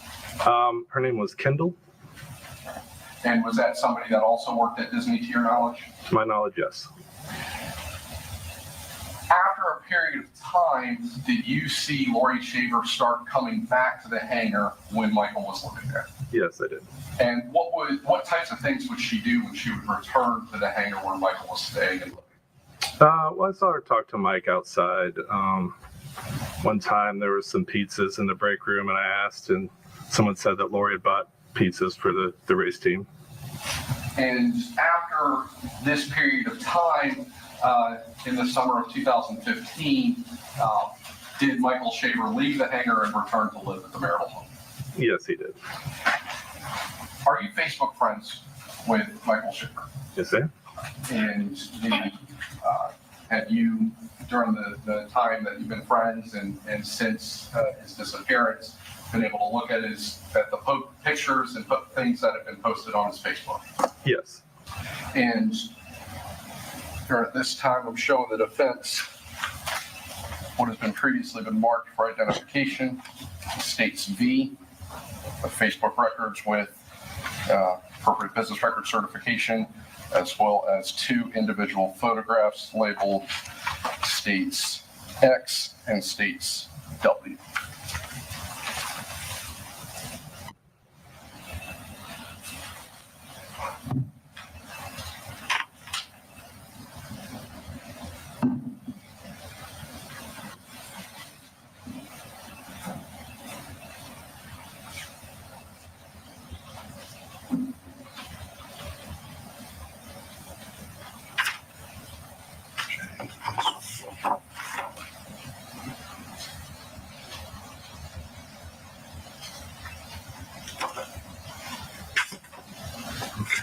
We approach.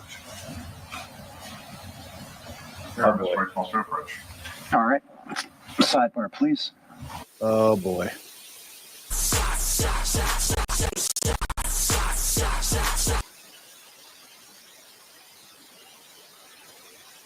Sidebar. All right. Lots of ads today, huh, Christy? Gotta pay the bills. I gots to pay the bills. It's weird. I don't even know how much I get paid for those ads when they run them. It's like a big state secret with YouTube.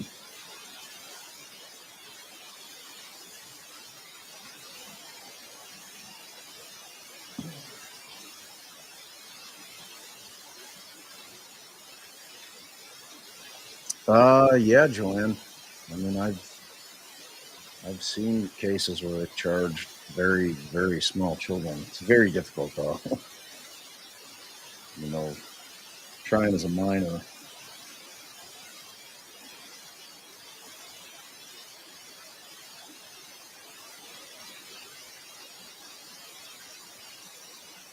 Oh, thanks, Christy.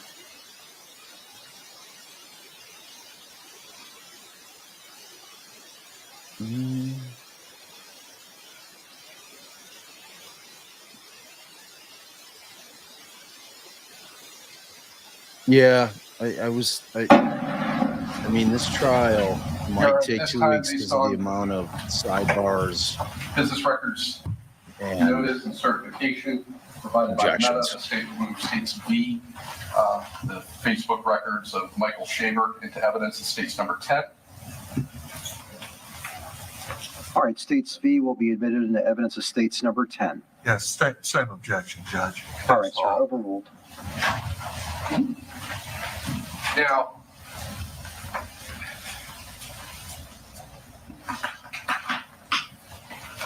first I'm showing you a photograph taken from those records that has been labeled as states W. Do you recognize this photograph? I do, Taryn. Yes, I do. I think you're thinking, are you thinking of Dan Aykroyd's character? Yeah. If you're thinking of Dan Aykroyd's character, and we're talking about the Nothing But Trouble movie, I think that's spot on. And first of all, who's that a photograph of? That's Mike Shaver. And how do you recognize that photograph? I recognize this photograph because I took this photograph. And what was the circumstances that you took that Oh, sorry. photograph? Mike and I were fishing behind my house that I lived at the time. And when would that event have occurred? This was in June of 2014, I believe. And after you took that photograph, did you share that with Michael Shaver? I'm sure I did, either via text or I tagged him on Facebook. And at that time, did you have a working phone number for Michael Shaver? Yes, I did. And what was that phone number? It's Do you have it on your phone? it's on my phone. When looking at your phone and the entry that you have on your phone, help refresh your memory about what his phone number was. Yeah. Did you ever change it at any time during your friendship since you had that number programmed and up till today? I have not. Okay. Can you go ahead and look at it, please? Sure.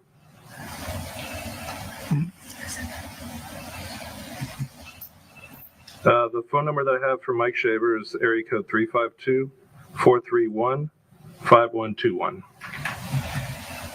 Here at this time, the state will move State's Exhibit W into evidence of State's Exhibit number 11. Same objection, Judge, improper predicate. Objections overruled. States W will be entered into evidence as states number 11. Now, did you see this picture appear on Michael Shaver's Facebook? Yeah, at some point. Cool. And when was the last time you had any contact where you either saw or spoke with Michael Shaver? It was early October 2015. And when something is posted onto Facebook, when you're going through, does it have dates and things that correlate to that posting as you're looking at the post? Typically, yes. And I'm going to go ahead and present this exhibit that's just been admitted into evidence. When does this show that photograph was uploaded on the Facebook? It shows it was uploaded March 8 of 2017.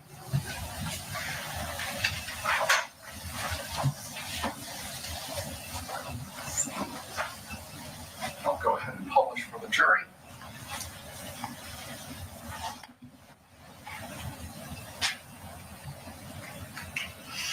Is that the photograph that we've been talking about that's on the screen? Yes. I'm going to go ahead and show you another Ladies and photograph. gentlemen of the jury, if you wish, you may get up from your seats if you would like to get closer to view the photograph. So feel free to move about the jury box, and if you need to, Deputy Olmsted will allow you outside of the jury box so you can view the photograph or any exhibits more closely.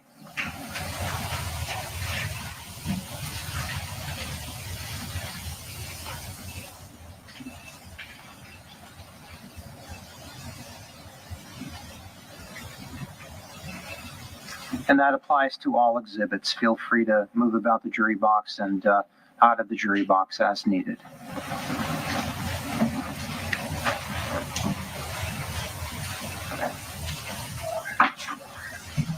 Showing you previously embarked as X, you recognize this photograph.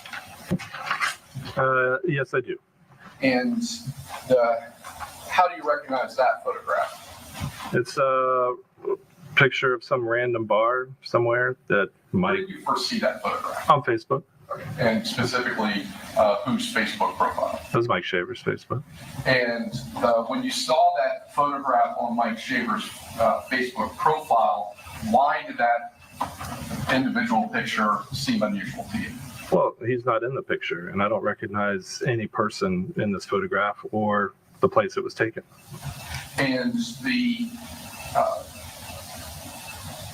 looking at that photograph, did you do anything to kind of look into where that photograph came from? Not really. I mean, But as the photograph that you were looking at from Facebook that was posted on his profile, you do not recognize Mr. Shaver in that or any other individual. that's correct.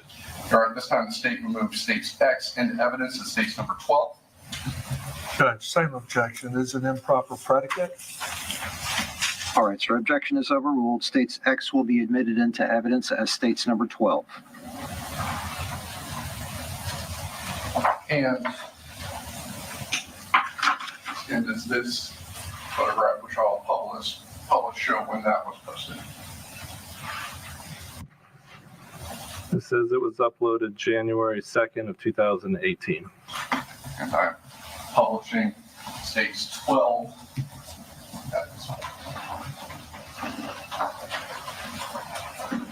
Right, request to publish is granted.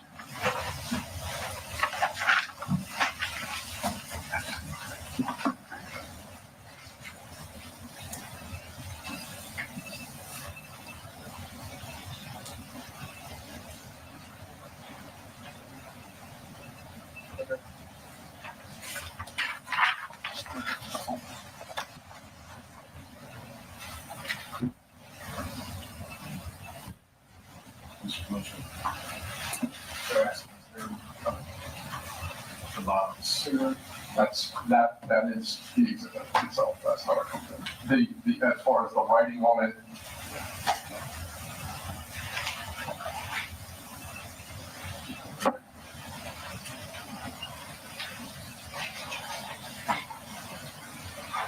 I'll go ahead and publish the physical exhibit to the jury.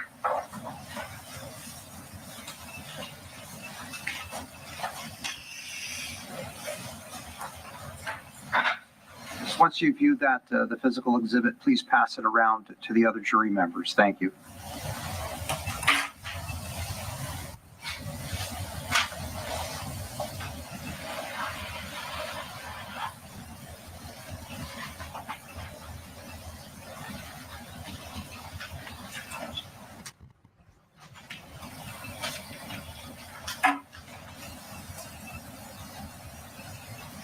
Oh, shit.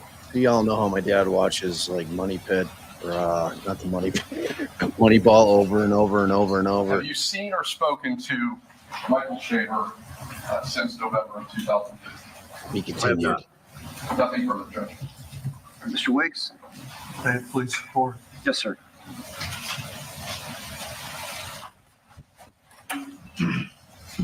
Sir, this digital data went back between you and Michael, allegedly, correct?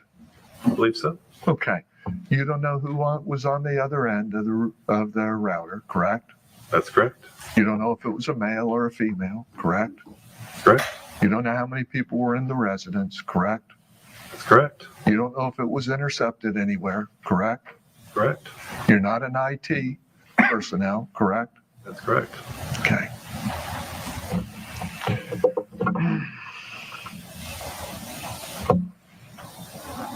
Were you present during the demise of Michael Shaver?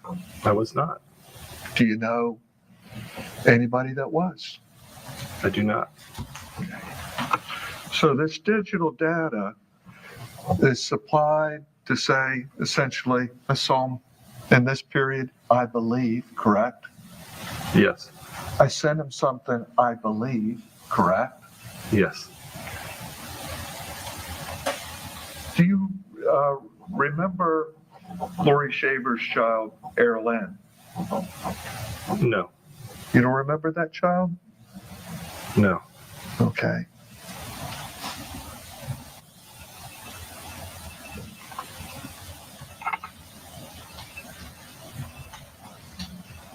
Did you turn over your computer to law enforcement?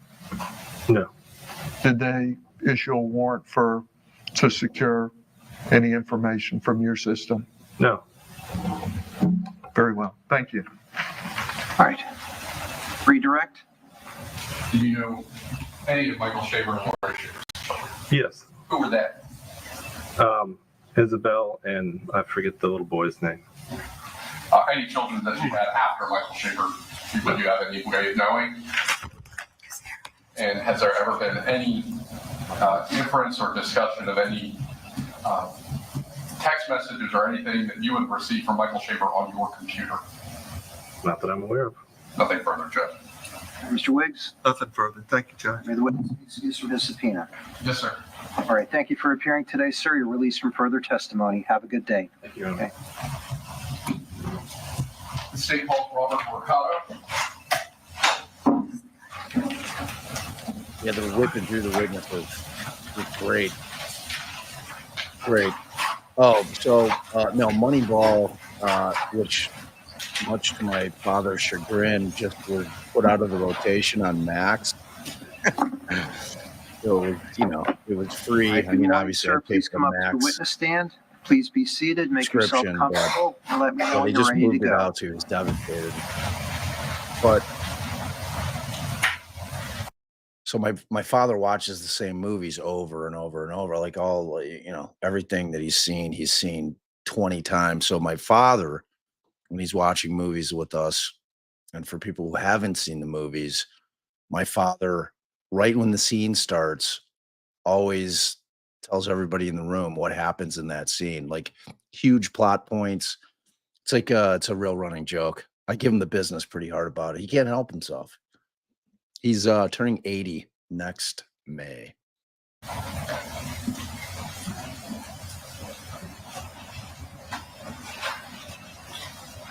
Wait a second.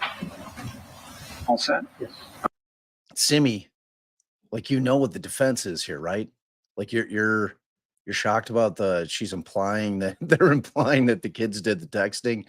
Their defense is that the 7-year-old shot her father. She's throwing her daughter under the bus. And I think potentially has browbeat and harassed and intimidated and manipulated her daughter for the last 2 years plus while she's been out on bond to convince this kid to come in and testify that when she was 7 years old, remember the 2015, that she shot her daddy. So that's coming. We're not going to hear it, but it's coming. Okay. Please state and spell your full legal name. My name's Robert Mercado Jr. ROBERT MERCADO. Please raise your right hand and I'll swear you in. Do you solemnly swear or affirm that any testimony you give today shall be the truth, whole truth, and nothing but the truth, so help you God? Yes, sir. Thank you, sir. Please proceed. Index finger ring. Can you please introduce yourself to the jury? Hi, my name's Robert Mercado. Did you know Michael Shaver? Yes. How did you know Michael? We first met at work in our apprenticeship, mechanical apprenticeship, and from there on we hit it off. When you talk about your apprenticeship at work, where did you? At Walt Disney World. And were you guys going through the apprenticeship at the same time?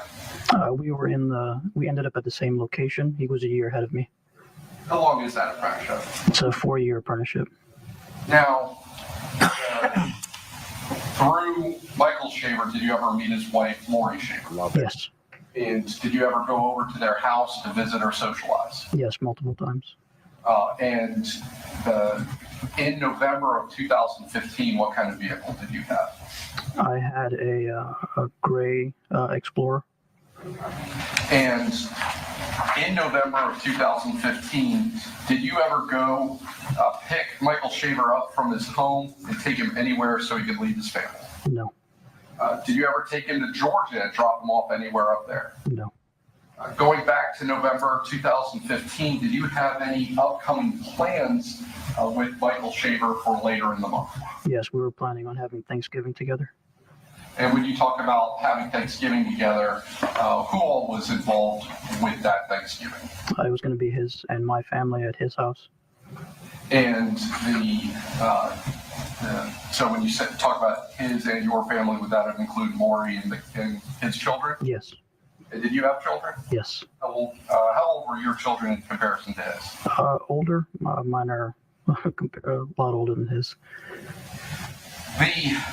When was the last time that you physically saw or spoke in person to Michael Shaver? It was at least a month before we were making plans for Thanksgiving. Did you ever receive any contact about those Thanksgiving plans, either canceling it or doing anything with those plans?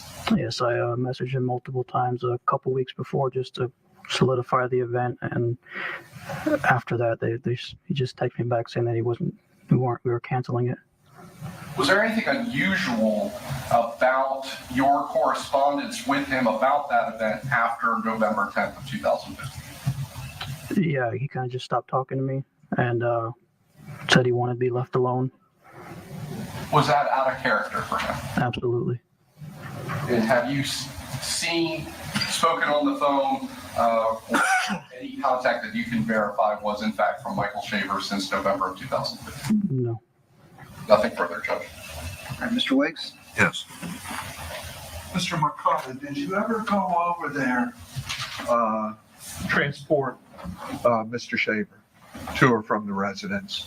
Yes. Okay. What was that regarding? Depends really. Which time you? Was there more than one time? Yeah, I used to go over there all the time.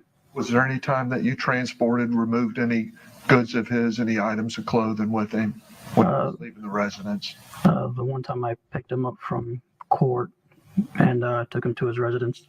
To obtain some things? Yeah, to pick up his. Okay. And were you there at any time when there was any violence between Mr. Shaver and Miss Shaver? Yes. Oh, So shit. you witnessed that? Yes. Oh, shit. Oops. Oopsie. And there was a 911 call, correct? Not at that time, no. Okay. Did you have to get between Mr. Shaver? I had to get between both of them. Okay. Who was the aggressor? You must know it.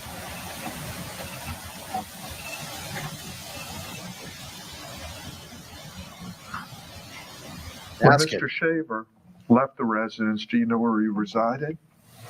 I took him home with me that night, and then the following day, he stayed at the Warbirds Museum hangar for roughly better part of a year after that. Okay. Did you Sure, witness man. any homicide in this case? No, sir. Do you know what Mr. Shaver was doing 24 hours before his death? No, sir. Do you know who was present with Mr. Shaver No. 4 hours before his death? No, I do not.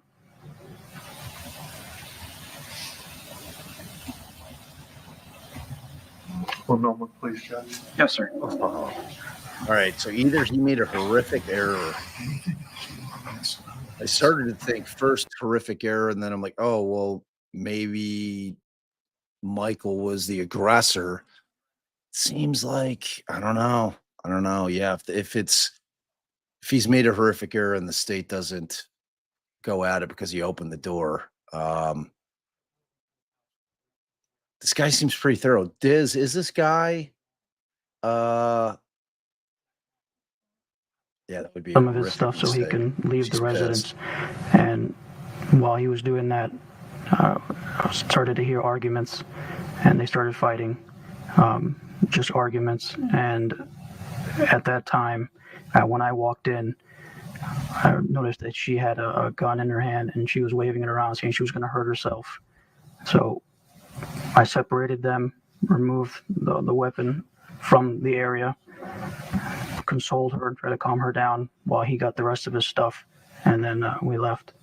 So when you're referring to some violence that you've observed between them, you never saw Michael Shaver touch or strike Miss Shaver in any way? No, he would never. The only thing that you saw was Miss Shaver. Oh my God. He just made a horrific error. Like he clearly didn't, like asking that question, open the door. Oh my God.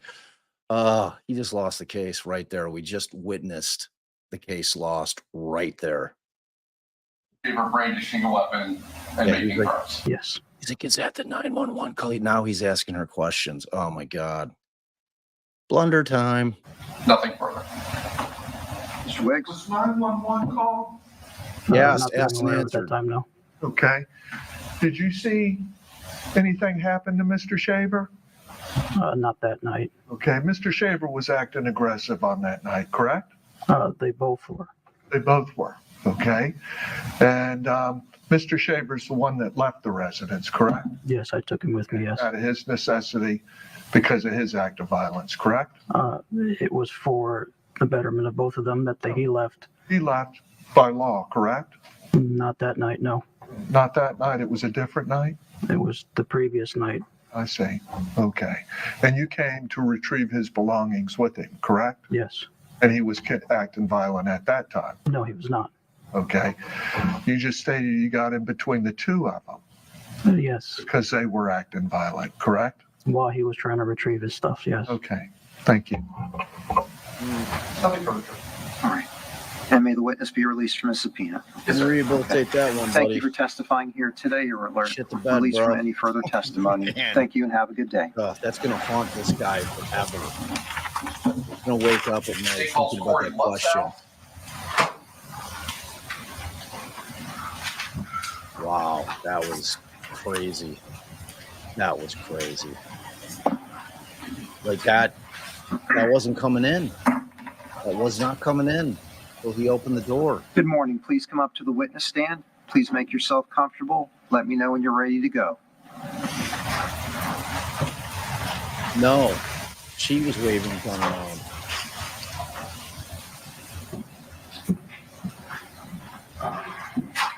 All right, sir. Please raise your right hand. Please state and spell your full legal name. My name is Corey J. Lutzo. It's spelled Cory. Middle name is Jay. Oh, Last name is spelled Lutt, Z as in zebra, OW.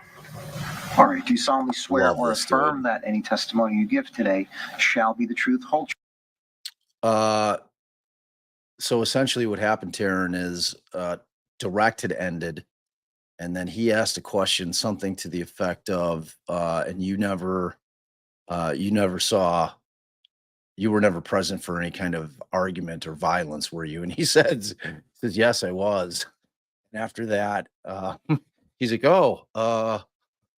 And then I forget what he asked after that, but that question opened the door because obviously there had been some kind of motion in limine prior to this where that kind of testimony was going to be barred, or he didn't know. He hadn't read this witness statement. He wasn't, because I heard him on a hot mic ask afterwards. She said something. He says, "Oh, this was the 911 call." So he really, really screwed up. It was big. Truth and nothing but the truth. So Lost the trial right there. I swear. All right. Thank you, sir. Please proceed. Can you please introduce With the yourself? situation where My name is Corte. she's got the gun. She was they're both arguing, but she's waving a gun around, threatening to kill herself. Like she introduced a gun to the game. Lutzo. Did you know Michael Shaver? Yes, I did. How did you know Michael Shaver? I worked with Michael Shaver at Disney. Who? Cecil the turtle? Yeah, he stands constantly. He's constantly walking around, Petty. He's always walking around. He goes and stands up in front of the. They cured that though. Like yesterday, he walked in front of the podium where the mic is and was standing right in front of the witness. So they must have addressed all that. The sound today is night and day. Blair, it was beyond a big oops. I'm telling you that question he just asked right there is going to haunt him forever. Forever and ever. I like when we were trying Garcia, our local counsel, after Allison got removed from the case, asked a question about whether or not he noticed a clerk at a Casey's gas station noticed whether or not our client had an unusual gait, but he asked it in the form of a leading question. He said, "So when you saw him, he didn't have an unusual gait, did he?" And the guy's like, "Yeah, he did actually." It was like, it was terrible. It was terrible. Jeremy was like, "Oh my God." Like those kind of questions, never ask the question you don't know the answer to, ever. At Epcot at the attraction Spaceship Earth. And approximately when did you start working with him? Roughly about spring of 2015, when I transferred from being an attractions cast member to a mechanic. And at that point, had he already gone through the apprenticeship program? Yeah, actually, he had just graduated the apprenticeship program. And as a mechanic over there, were you working at the same attraction with him, a different attraction? How was that? We were working at the same attraction. I was actually introduced to Mike on my first day on the job. He was going to be the guy that was actually showing me around the attraction and, getting me acquainted with everything. And would you ever visit or socialize with Michael Shaver outside of work? No. We messaged a couple of times on Facebook, text message here or there, but never really got the chance to socialize outside of work because with my stint in the military, I was always busy going between Disney and doing the military thing. So never really got a chance to socialize outside of work. Did you all work the same shift? Yes, we had the same days, same working days, same days off. And what shift was that? So our shift was third shift, and we had Sunday, Mondays off. So we would usually come in on a Tuesday night, and then we would clock out early Saturday mornings for our weekends. Where do mechanics at Disney get their tools from? So during the apprenticeship program, when you go through the apprenticeship program, you get your tools assigned to you, and then you get to keep those upon graduation. And then if there are any other specialty tools that you would like to buy, we have a Snap-on and a Mack truck that will come around usually on Wednesdays. So if you want to make any personal purchases, you can do so. Now, when you purchase these from the Snap-on or the Mack truck, if you get better deals than if you go into like Home Depot or something like that? Yeah, give or take. A lot of the times, I know me personally, me and Mike, we actually ended up buying like the same product. They had a deal where you can get a 1/2-inch impact, a 3-inch impact, with battery packs, whole 9 yards, that usually would retail about $1,500–1,600, and we ended up getting them for like $700–800. Now, I'm going to tell you right now, Corey Lutzo listens to more death metal in one day than all of you collectively have listened to in your entire life. I promise. As someone who worked on the same attraction in the same shift as Michael Shaver, were you familiar with the tools that he had? Yeah, his toolbox was right next to mine. And do you have similar tools to what he has? Yeah, generally. So with the attractions, with the apprenticeship program, they give them what they classify as a basic tool set. I don't exactly know how many pieces were in that tool set, but both his set and my set were almost identical. And what kind of condition was his tools in? I mean, just normal wear and tear, but he took pride in his tools just like mine. I mean, they were strategically placed, very well marked, so it was easy to find if we needed to borrow each other's tools. And as far as the cost of these tools, you said you had very similar workup in your kit? Mm-hmm. Exactly. And so you are familiar with the, Not a chance, the Joni. value of the tools through your own personal experience? Oh, 100%. I keep track, very accurate track of how much I spend on my tools. And what is a rough estimate of the tools that Michael Shaver had at Disney that you had an opportunity to observe and were comparable to yours? I would probably say his toolbox comparable to mine was roughly between $3,000 and $4,000 worth of tools. When was the last time that you had any contact with Michael Shaver? Last contact I had with Mike was the weekend he went missing, which I would say probably like around the 12th and 13th of November of 2015-ish. Are you given an estimate of that date? I believe so, yeah. It's been so many years since it's happened. Was your last contact with him at work? Yes, we had clocked out of work, and we usually all walk to the parking lot together, and we all say, "Hey, we'll see you on Tuesday." And then they're like, I know. Everybody reciprocates, and then we all go on our merry way. If the work record, for the record, I love that about y'all, indicate that the last day that he worked was November 7th, would that then have been the last day that you had contact with him? Yes. And you said you guys worked the same schedule, same shifts? Mm-hmm. So the November 10th being the next day he was supposed to come in at work, was he there? No, he was not. You said you guys worked the same schedule, same shifts? Mm-hmm. So the November 10th being the next day he was supposed to come in at work, was he there? No, he was not. Did he ever return to work? No, we did not see him.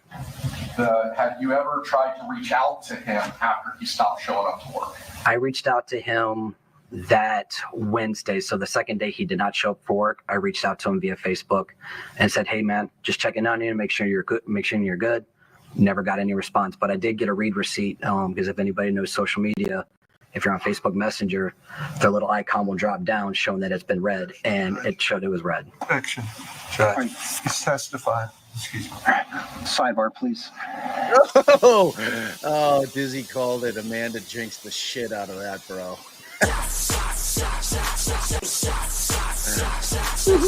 Sidebar. Oh, good times. Good times. Now you know, Amanda. So we got the metalheads in here. I love it. Yeah, there's no way, Joanne. That dude's metal all day. I can see the silver chain. I'm just dying to know what he's got hanging from that silver chain. I'm hoping that he's going to testify that him and Michael went to a certain show. Yeah, we were at Sidebars. They're buzzing through the witnesses, though. I'll say that. They are just buzzing through the witnesses, which I love. I mean, because at the end of the day, really, I'm having a hard time seeing how this is going to go a week. The witnesses are quick, even with the sidebars and the objections. Oh, I just can't get over that question he asked, though. Oh, my God. Yeah, I know, Joni. I was texting with her when she was in the courtroom yesterday. Mr. Luto, please describe to the jury how, in your personal experience, you had knowledge that message was received. So when I opened my Facebook Messenger after I had sent the message, I had noticed again the little icon that shows your profile photo had dropped down, and it showed that it had been read. Usually when you open a message and it hasn't been read, the icon still remains high. So I saw that the message had been read, but I did not receive any messages responding to what checking in on him. Did Michael Shaver ever return to Disney to pick up those tools that you talked about? No, he did not. Have you seen or spoken to Michael Shaver since that time that you all left work on November 7th, 2015? Nope, did not. I've not seen him or spoken to him. Nothing further, Judge. Mr. Wiggs? Sir, you don't know how Michael Shaver died, do you?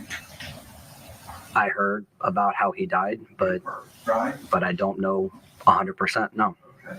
What you're going on is speculation, correct? I guess you can say that. Right. You were not present when it's in the demise of Michael Shaver, did you? No. Okay. You don't know who responded to any email that you may have sent to Michael Shaver. I never said I sent an email. I said I sent him a direct message via Facebook. That's not an email. Right. In the form of an email communication, correct? Again, that's not an email. Okay. It's a communication. It's a communication. It's a direct message, almost like a text message. And you're not an IT guy. Never claimed that to be that. No. I didn't say you did claim to be, but you hold no degree in IT, correct? Nope. You don't know who was at any location that may have intercepted that, correct? No. Thank you. Let me ask you one more question. You know what Kendall Bailey? I've heard of the name, but I've never met her. She work at Disney? My understanding is she worked at Disney, but she was not in my location when I was there. You know if Mike was dating her? Nope. Again, all I know is I heard of the name, but that was it. Okay. Do you know anybody Michael was dating? Nope. We never talked about that. Thank you. Nope. Go fuck yourself, buddy. I think Out of my face. you. Yeah, I'm All an right, IT sir. Thank guy. you for appearing today. You're released from further testimony. Have a good day. Thank you, sir.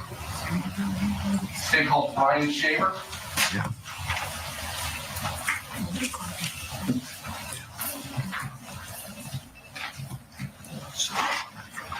Oh, totally.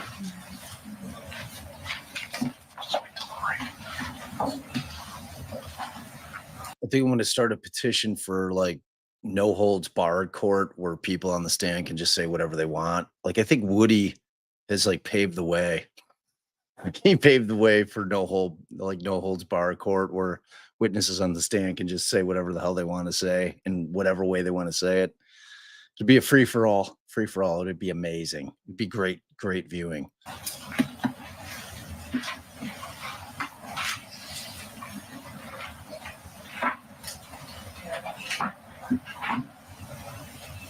Oh, Judge, I think we might want to discuss the jury for a moment. Yes, sir. All right, we'll take the jurors out for a comfort break. We'll be in recess for about Comfort break. 5-10 minutes. How delightful. That is delightful. Thank you. That's a delightful way to put it. Let's give you a comfort break right now. I want you to go back. We have the Barker Loungers, cans of A&W root beer, big bags of pretzels. Go back there and relax. We have soothing white noise. You could take a nice short nap. After after you have your snack. We have those little pools where the fish eats the dead skin off your feet. It's delightful. It's delightful. Enjoy your comfort break. All right, please be seated, sir. Please state your name for the record and spell your full name. Brian Shaver, yeah. BRIANSHAVER. All right, please raise your right hand. I'll swear you in. Do you solemnly swear or affirm that any testimony you give today shall be the truth, whole truth, nothing but the truth, so help you God? Yes, I will. There are a few preliminary questions that I'd like to ask you. Were you in the courtroom yesterday? No, sir. Okay. Have you discussed your testimony with anyone? No, sir. Okay. Has anyone discussed their testimony with you? No, sir. Okay. Have you done any research regarding the case? No, sir. Well, yes, I have in the past, not recently. How long ago? Just kind of keeping a little current with it, but I wouldn't say recent. Okay. And have you viewed anything in the media recently? Of course. I saw it on the news last night, just Okay. on the local news, but that was it. All right. And State, do you have any questions? Mr. Shaver, you didn't watch the live stream or anything? No, sir. That were covered? No, sir. When you talk about research, you're following news media to follow along with your brother's case. Yes, that is correct. Nothing further, Judge. Mr. Wiggs? Did you see something on the news last night? I saw about the court proceedings, about the jury selection and stuff. Okay. Have the state communicated with you about the obligation not to be communicating with other witnesses or reading any data? Yes, they did. When did they do that? It's probably been, I think, probably about a month ago. Okay. All right. Anything further? Yes. Okay. All right.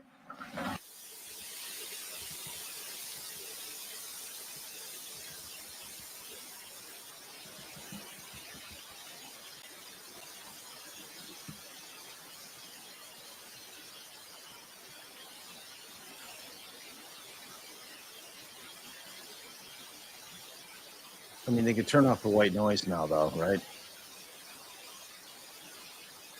Why did they have to? Ugh. I mean, Judge Bev was asking that question as soon as people sat down in the chair. No excusing the jury. I blame Cecil the Turtle for that, for this whole. I mean, they're going to have to do this every single time, and they're going to ask questions if they've watched the media. All right. Are the parties ready for the jurors? Or would the parties like a comfort break? Oh, I was going to suggest that we're kind of at that 10:15 realm. Yes, sir. Let's take a 5-minute comfort break. All right. We're in recess. Thank you. that is the most delightful way. Yeah. Where you been? Yes, we've decided that he is a long-lost brother, When they come back. Dr. Phil. Or it's actually just Dr. Phil, who shaved his mustache and lost and put the glasses on. I think it's actually Dr. Phil in disguise. Yeah, it's brutal. It's brutal. Like, I have so many questions. So yesterday, if y'all weren't in here, we had I think it was the stepson of Michael's sister was in here. Does that sound right, guys? I think that's who it was. So we're talking about the victims.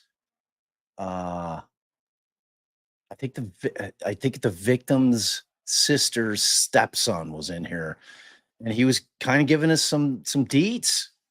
It was deets. It was like, because we're all asking, like, because the part of the story when Dizzy's like, you know, Bob, we should probably cover the Shaver case. And I'm like, and I'm like, all right. I start looking at it, and I'm like, oh yeah, she's right, of course. But like, one of the things that was just such a nagging point for me that just kept bugging the hell out of me is this, like, and if you're not familiar with the case, number one, go back and watch our primer that we did on Friday. Dizzy and Mandy worked really hard, put that together for us, and it's really good. Gives you a ton of background. We put in some neat little things in there to give you a little flavor of who the victim Michael was. But like, the thing that just kept bugging the shit out of me is like this gap in time, like from when he goes missing with this like crazy story that he's just up and left his family and gone and started a new life somewhere and just ghosts his entire family, his siblings. I don't know if his folks are alive, but assuming one or both of them are alive, and he's gone.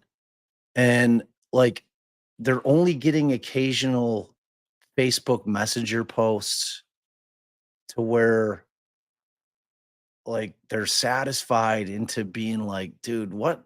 Like what? Where is he?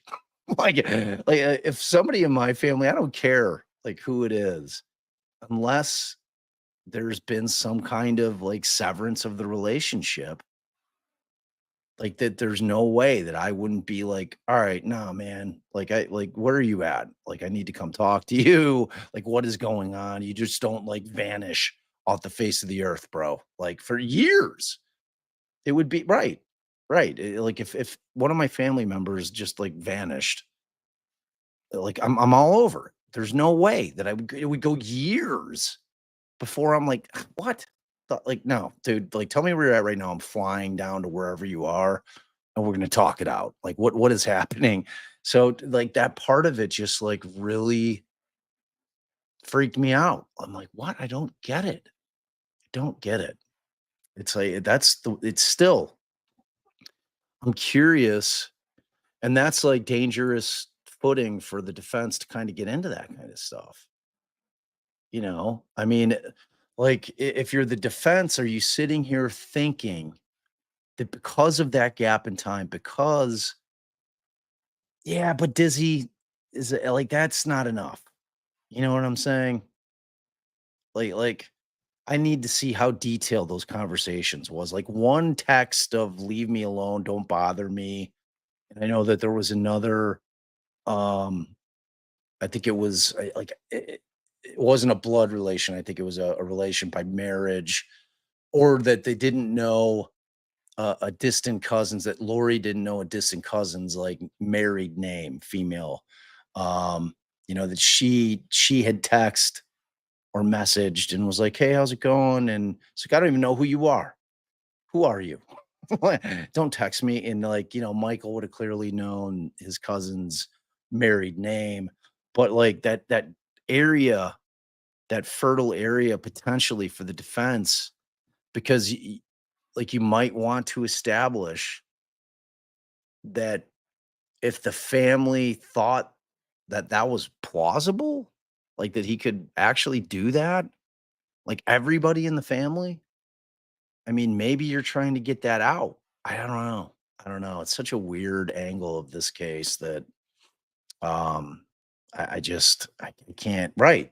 That's what I'm saying. I'd never leave my kids behind. I mean, like there's definitely people that do it. I mean, there's definitely people that dip on their families and go start new lives.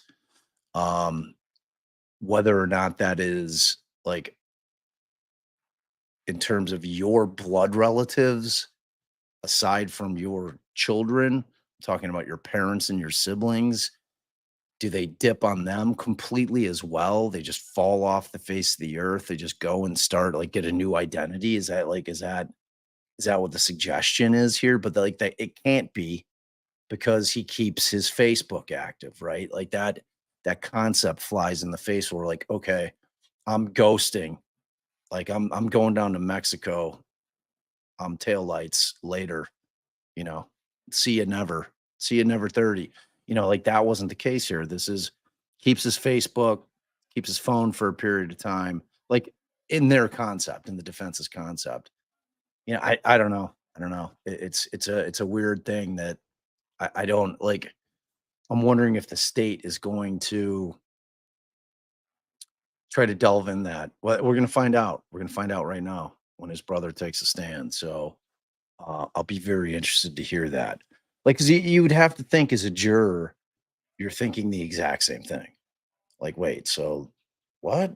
So wait, he like in 2015 was like when they start putting the timeline together, like of when he vanishes, when they discover the body, you know, when she's arrested, when the jury starts thinking about that timeline, they're going to be like, where's his family during that entire period of time? Like 1 or 2 messages. Like, she's like, you know what? Remember that time you asked that question and opened the door and completely fucked my case? I remember that because it was like 10 minutes ago. If I could fire you, I would, but I can't, so I won't. You're the worst. You're the worst, Cecil the turtle. Yeah, that question was just unbelievable. So wait, Dizzy, I wanted to ask that. Is like he's private counsel, right? He's got to be. Like I've never seen a public defender do that like video thing that we watched on Friday. Like this weird video of him and her on this dock. Like where he's begging for fees. He couldn't do. He has to be private counsel. Can't be out there hat in hand asking for fees for the PD. Oh my God, hot mic, shut up, Mom. Yeah. Hold on. All right, I want to hear every bit of this hot mic. They haven't met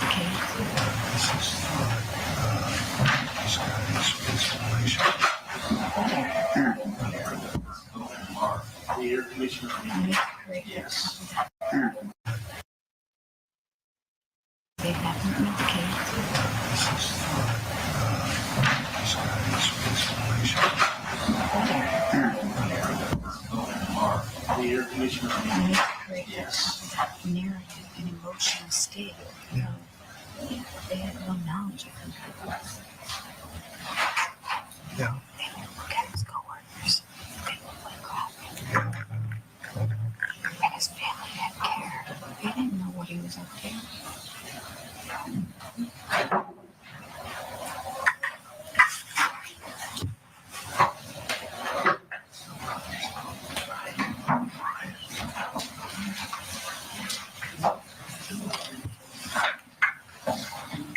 You may be seated.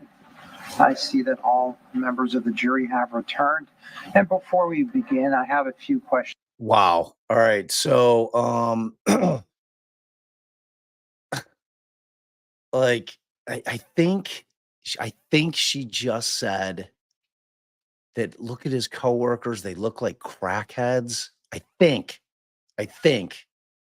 like, and then his family didn't know was up. Like I've heard, and I don't know if it's coming from her camp where they're trying to spread this rumor that Michael was like into methamphetamines or that he was an addict. So, like as much as I love hot mics, that was so much that I'm worried that they're going to do something about the sound on this thing. They really screwed. That was like attorney-client privilege shit that we were hearing right there. Like a lot of it. Wow. That was like, now I'm worried. Now I'm worried they're going to do something. Oof. Questions for the jurors. Have any of you spoken with anyone about the case? Okay. If you have, please raise your hand. Yeah, I see that no hands were raised. Have any of you done any research about the case? If you have, please raise your hand. I see that no hands were raised. Have you viewed anything about the case on the TV or heard about it on the radio or otherwise? No. Okay. All right. If you have, please raise your hand. I see that no hands were raised. And all right. Anything from the state? Anything from the defense? No, Judge. All right. Thank you. All right. Please proceed. Thank you. Brian.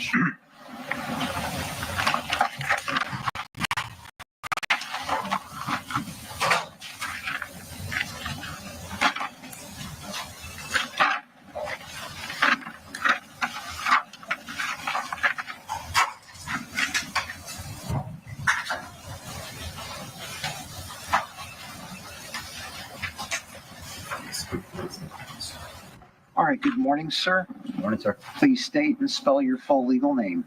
Brian Douglas Shaver, BrianDouglasShaver, SHAVER. Please raise your right hand. I'll swear you in. Do you solemnly swear or affirm that any testimony you give today shall be the truth, whole truth, and nothing but the truth, so help you God? I do. Thank you. Please proceed. My name is Brian Douglas Shaver. I was the brother of Michael Douglas Shaver. And are you his older brother or younger brother? I'm the oldest. How much older are you? I'm actually 13 years older than Michael was. And were you still living in the home when he was born? Yes, I was. And was there a period of time where you grew up together? No, my parents got divorced when I was about 15 years old, so Michael was only a couple years old. Now, we spent a lot of summers and Christmas breaks and stuff like that together, but not really under the same roof.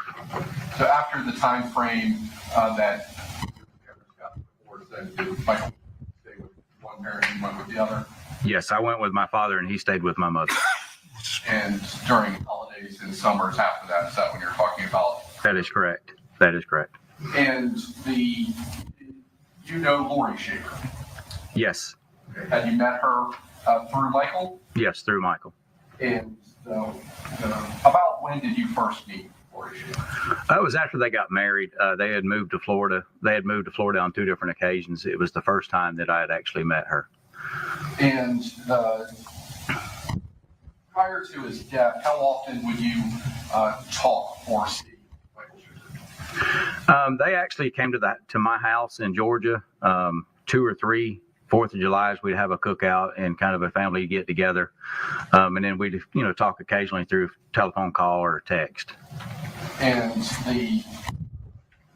in 2015, were you living in Georgia then? Yes, I was. And was July of 2015 the last time that they came to visit you for one of those 4th of Julys? No, it should have been. It was probably around 2012, 2011 or 12. I'm not sure exactly the year. During the time frame after that 2012 visit, up until the time frame where Mr. Shaver disappeared, how would you communicate with him? Primarily, I know I had a couple phone calls with him, primarily text or Facebook message. And was there a time frame where you just were not able to get in touch with him? Yes. And when was that? Probably started in late 2014.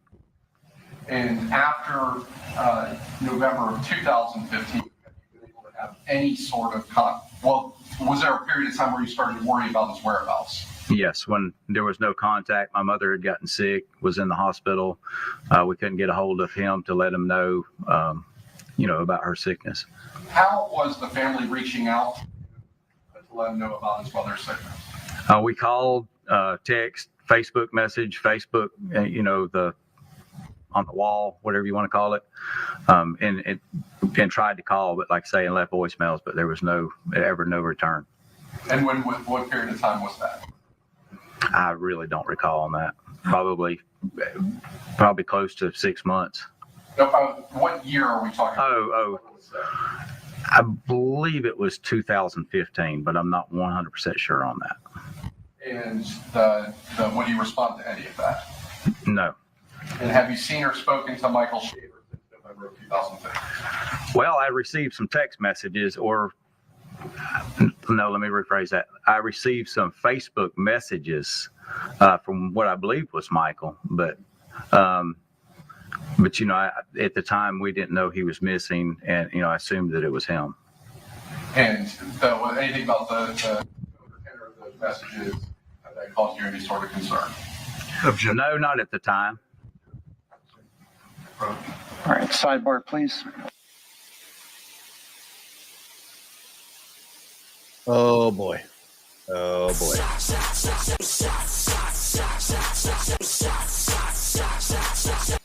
Party time. Sidebar.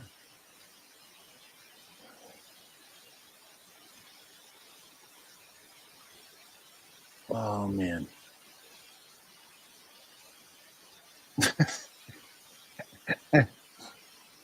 Who, Cecil the Turtle? Oh, sidebar. Objections. We have an objection. anything about the tone or tenor of those responses that gave you? No, there was one particular one that, I assumed that it was him because there was nothing evident at the time that he had asked for my mother's phone number, our mother's phone number, and said that he had tried to get a hold of her. It was much after she was sick, and asked me if it had changed, and I texted back and said no, that it hadn't changed, and gave the phone number again just to make sure that he had the correct one. But that was I think that was the last communication I had. A brief recess at this time. Apparently, electronic court reporting is having issues with recording the proceedings. So until that has been corrected, we'll resume after it has been corrected. All right. So please take out the jurors. Thank you. Yeah. Tell you right now, that doesn't have jack shit about the recording with the court reporter. Somebody just told them there was hot mic shit going on. Ugh. Here it comes. Here it comes.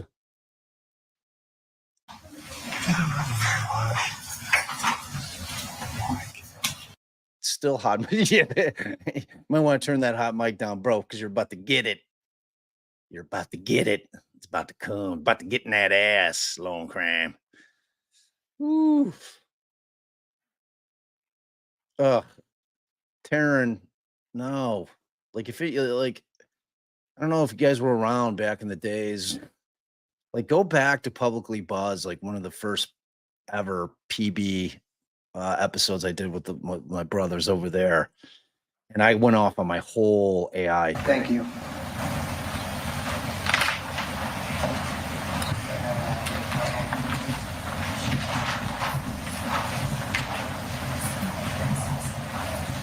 We need to stop AI. It's not cute. It's not fun. I understand the utility of it. It's gonna kill us all. Trust me. And it's gonna start with like Brooklyn. That exactly. People are gonna start doing that. Like, why wouldn't anybody do that? Like, if you've like in this case, like this is pre-AI. Imagine if it was available. But they're currently working on the issue. Deep fake it. Fake people's voices as if they're still here and alive. Oh yeah, I'm calling you from Florida. Oh yeah, I'm over here in California now. Yeah, I mean, dude, like seriously, it's crazy. It's like the shit that's gonna go on with it. But that's not even it. It's like when it becomes sentient, we're done. We're completely superfluous. Have no need for us. Like people don't understand. It's literally Skynet. It's literally Skynet. Go watch Terminator 1 and 2, and that is what's going to happen. Like it's prophetic. It's like the Terminator 1 and 2 are actually like modern day. Who is the Nostradamus? Like that's like that. Those are so spot on to exactly what's going to happen with AI. I was freaking everybody out though. I had to like step back. We were telling like, all of our family. I was telling people online, like I'm like making people freak out. I'm like, dude, like you've been warned. I'm warning you. Like if you're not looking at it the way that you should be, you are in for a world of hurt. Like prepare yourselves. Like Allie and I are like telling all our family, we got to get like, look, everybody's got to get CB radios because when the grid goes down, it's going to be the only way to stop it. At least initially. Should turn down the grid. Everything that was stated on the record was recorded. So is that correct, Madam Clerk? Yes, sir. Okay. All right. Is everyone ready for the jurors? Yes, sir. All right. Please bring in the jurors. Thank you. We got to do something to get a redo for that terrible question. Yeah.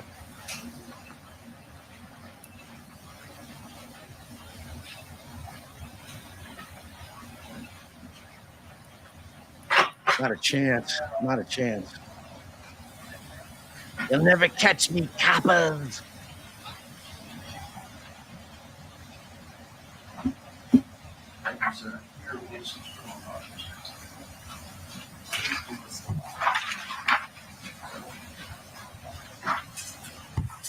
I'll tell you right now, like even like not AI, but just like self checkout. it like everywhere. I'm like, nah, man, I'm going to a clerk. Number one, it's better. Number two, I'm not trying to have robots take people's job. Like,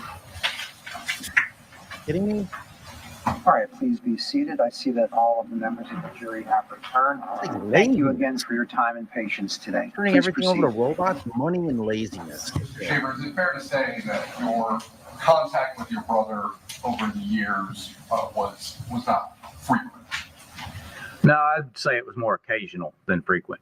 And the various occasional responses that you and other family members may have received in 2015, 2016 through Facebook or other sources such as that, did that alleviate initial concerns that something was wrong with Michael? Not to me, because I felt that there was communication, even though it was very limited. But that kind of took, the worry that he was, something was wrong. Nothing further, Judge. Mr. Wiggs? Not much there. Jeez. I mean, he like kind of addressed it.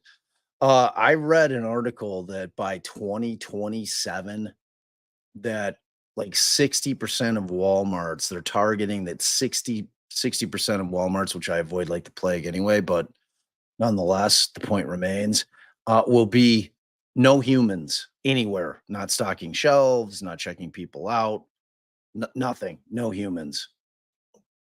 Like, what?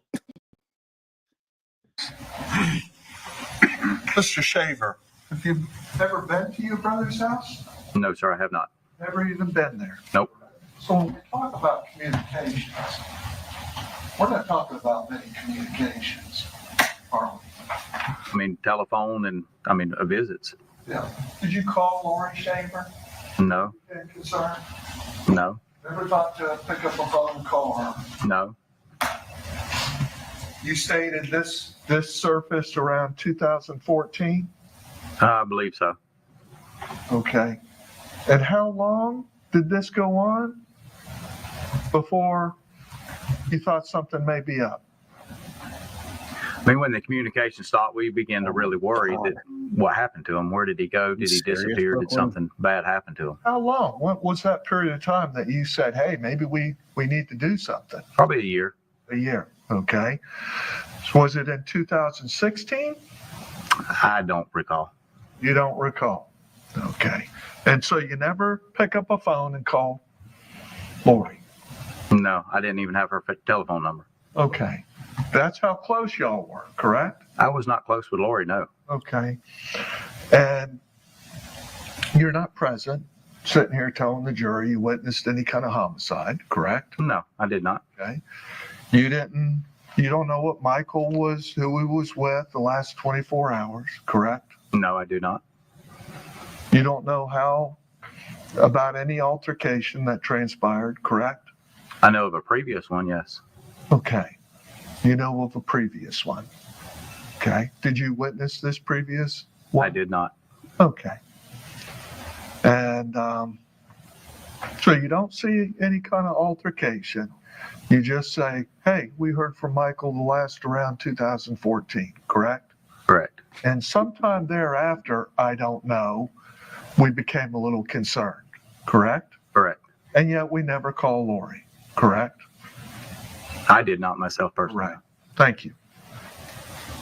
All right, State. Nothing further, you may be excused. All right, sir. Thank you for appearing today. You're excused from further testimony. Have a good day. Okay. They called Douglas Shaver.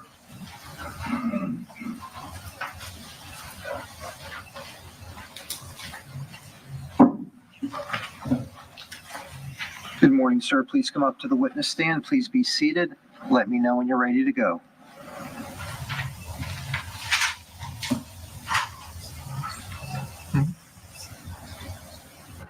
Okay.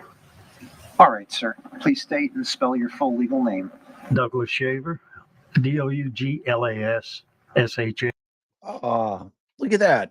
Rescue puppy, brand new, and then becomes a member. Family hug. There you go. Welcome. You and the pups. We love pups. We are big dog people here. AVER. Please raise your right hand. You solemnly swear or affirm that any testimony you give today shall be the truth, whole truth, and nothing but the truth, so help you God. I do. Thank you. Please proceed. Please introduce yourself to the jury. My name is Douglas Shaver. And did you know Michael Shaver? Yes, he's my son. And how many children did you have? I have 4. And where is Michael? Michael was he would have been next to the youngest. At some point while he was a child, did you and his mother divorce? Yes, we did.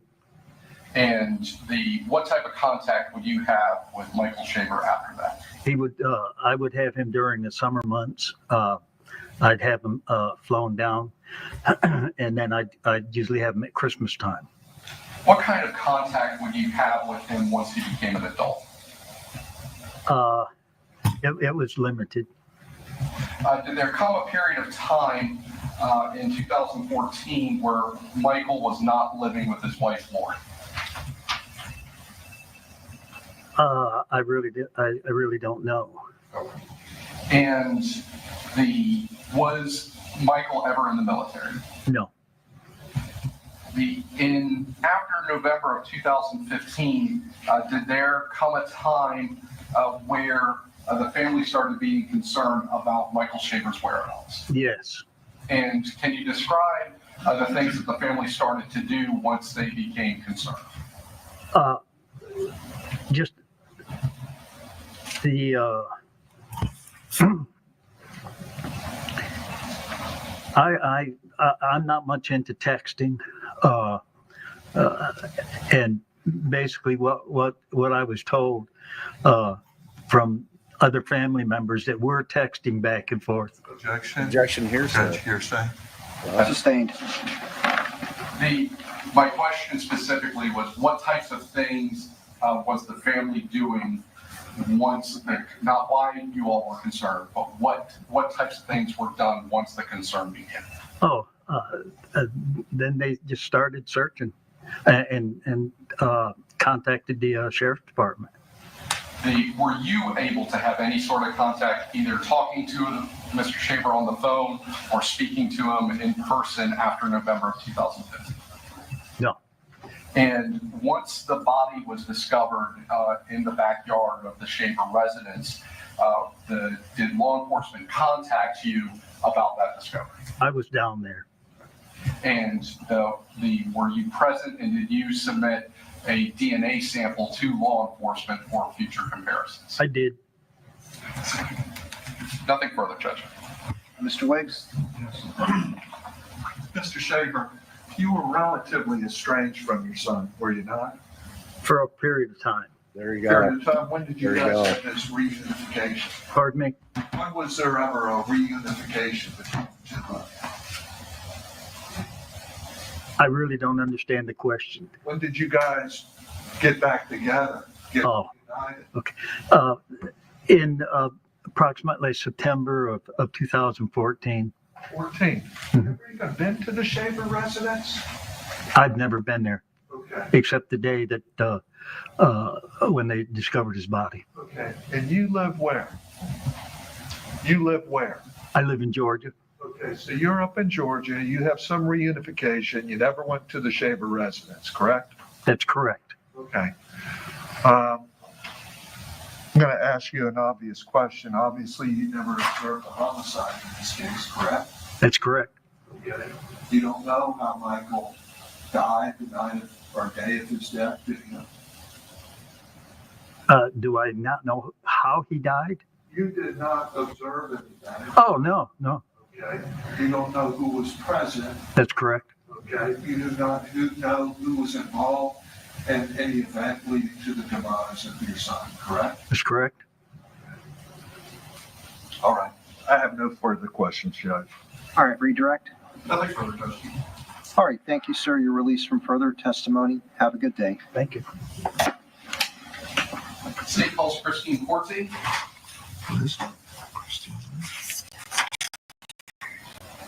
Oh, they haven't fixed the hot mic. Oh, this man there. It's just unbelievable. Hold on, I like State the calls Christine Corte. I'm going to boost the sound so we can get all the hot mic action. Hot mic action. All right. Watch yours. This could be loud. I really boosted it to hear the hot mic.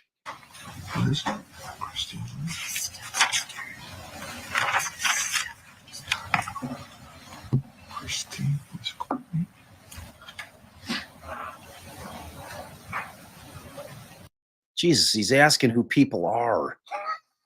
It's not comforting when your lawyer's asking on a hot mic who the witnesses are. Good morning. Please come up to the witness stand.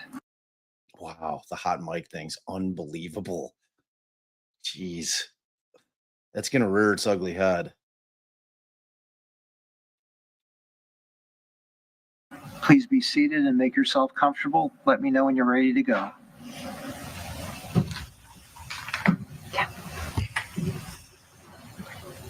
Okay. Please state and spell your full legal name. Christine Corte, Chrisistine. Last name Corte, Quarte. Please raise your right hand and I'll swear you in. Do you solemnly swear or affirm that any testimony you give today shall be the truth, whole truth, and nothing but the truth, so help you God? I do. Thank you. Please proceed. All day Corte. Good morning. I'm Christine Corte, Michael's sister. And you said Oh my you're God. Michael's favorite sister? Hold on. And was he? On. This guy didn't know who Michael's sister was? Holy shit. That's insane to me. That's insane. He older or younger? Older. Were you the youngest of the family? Yes. And how much older was he? 8 years. Did you grow up in the same home with him? We did not, but he came down for the summer and I spent a lot of time with him during the summers. Did you know or meet Laurie Shaver? Very briefly when I was a young child. And where would you have met her? What state? New York. And in 2014, how often did you communicate with Michael Shaver? In 2004. One moment, please. Overruled. You may answer.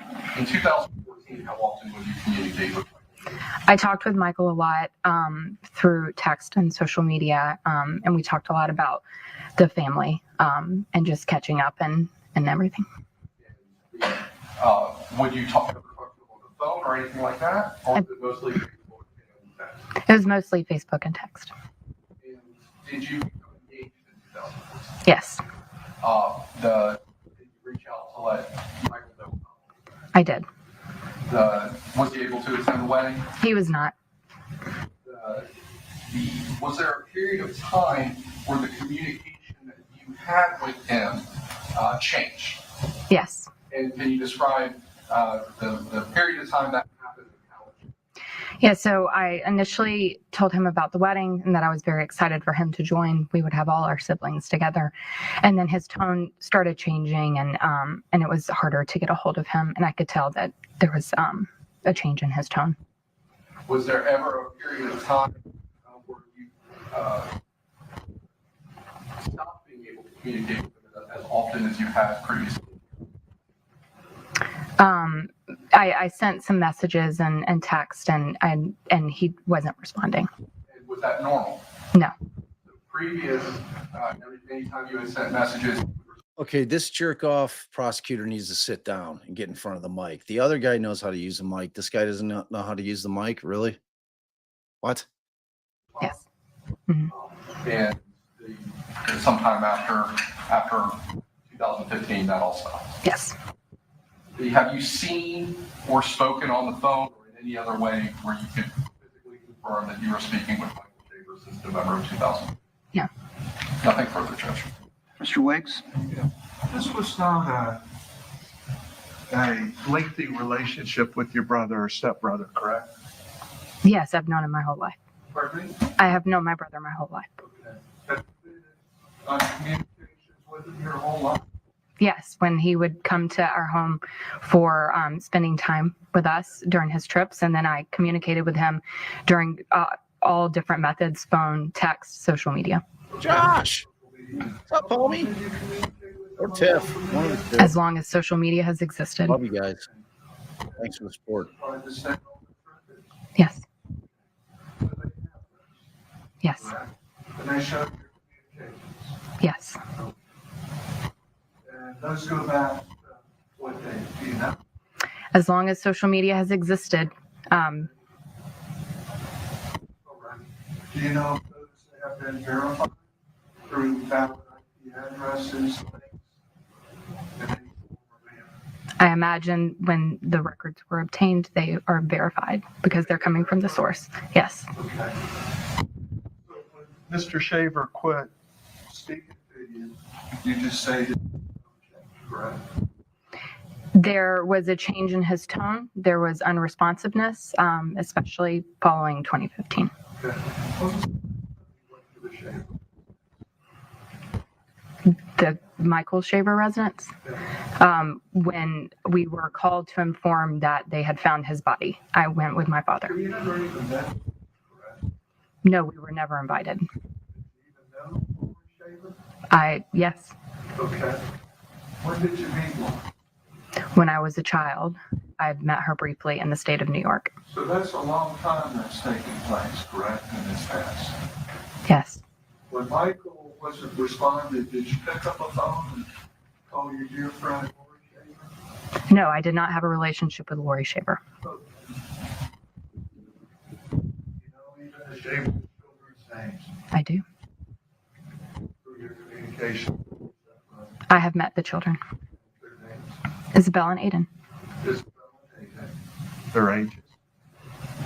It's been, I think she's 16 now, and Aiden would be a preteen. What's the last time you talked to Isabel and Aiden? In 2020, 2020? when we were allowed communication. Okay, 2020 when Laurie was arrested. And we were granted communication, and we spent time with them here.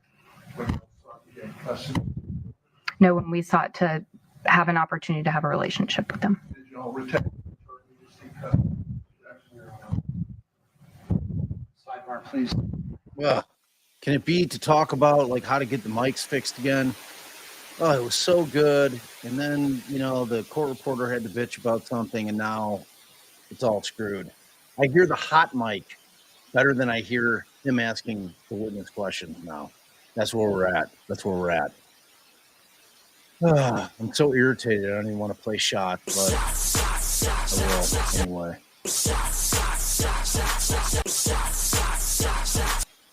Ugh. I can't hear anything he's asking. Audio. Did you speak with an attorney about gaining custody of these children? Stand right I there, did not jerk off. pursue gaining custody. Anybody in your family? We did not pursue gaining custody, but out of fear for the lives of the children, a discussion was after she's been arrested. We wanted to learn our options to make sure that the children were protected and cared for. Thank you. I have no further questions. All right, state. All right, may the witness be released from our subpoena? Yes, sir. All right, thank you for testifying here today. You're released from any further testimony. Have a good day. State calls Desiree Snyder. All right, so we got to pause this for 1 second. My brother, Josh and Tiff, just had a beautiful baby. In case you guys are wondering what I'm talking about, the bundle of love. Everyone give love and congrats to Josh and Tiff. They just had a beautiful, beautiful baby. Give us the deets, man. What are the deets? Are you sleeping yet? Give us the weight, the length, healthy, all 10 fingers and toes, right? All that goodness, man. So happy for you. That's wonderful. Wonderful. So when we start seeing those bags under Josh's eyes, we'll know why. Allie was a baby whisperer. I slept like just an absolute champion for all the kids. It's insane. It's like she's like boop, boop, boop, boop, boop, boop, boop. Just our kids slept till like 8 a.m. It was insane. Like I never had I was up all night. I haven't slept for 3 years. Didn't happen for us. Yeah, congrats, you guys. It's amazing. It's amazing, amazing, amazing stuff. I'm scheduled to do we're doing a show tomorrow. Josh and I'm gonna have to have Allie dip in while I dip out to hang with Josh. I think we're scheduled at 2, something like that. Unless it lines up with the lunch break, that'd be sweet. It'd be super sweet. Yeah, I'm super happy for you guys though, man. It's amazing. It's just amazing.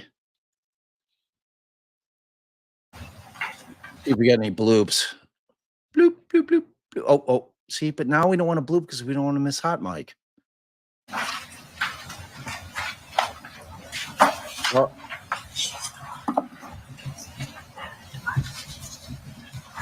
Good morning. Please come up to the witness stand. Please be seated and let. I have to boost it. I keep boosting so we can hear the hot mic.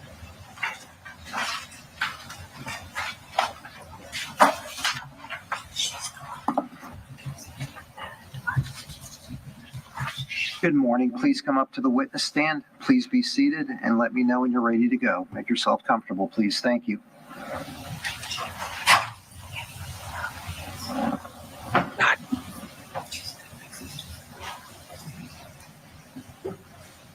Are you all set? Okay. Please state and spell your full legal name. My name is Desiree Ruggles, Desiree Ruggles. Okay. And if you could speak up a little louder and get as close as you can to the microphone, everything has to be recorded. Please raise your right hand and I'll swear you in. Do you solemnly swear or affirm that any testimony you give today shall be the truth, whole truth, and nothing but the truth, so help you God? I do. Thank you. Please proceed. Please introduce yourself to the jury. Hi, I'm Desiree Ruggles. And when I had called you as a witness, I had identified you as Desiree Snyder. Was that a previous name of yours? Yes, it was my maiden name. When were you married? August of 2014. Did you know Michael Shaver? Yes. How did you know Michael? He was my uncle. And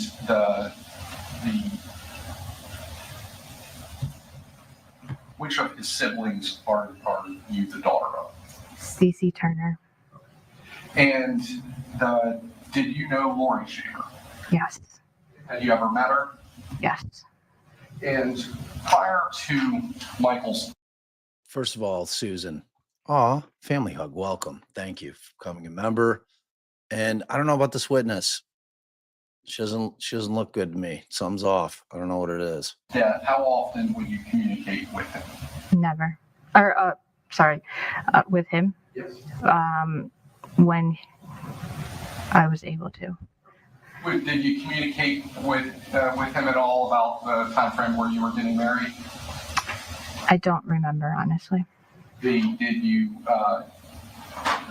send an invitation? I don't believe so, but I don't remember. Had you had communications with him after you were married? Yes. And he was aware of the marriage? Yes. And therefore aware that your name had changed from Snyder to Ruggles? Yes. Leading judge. Overruled. Please proceed.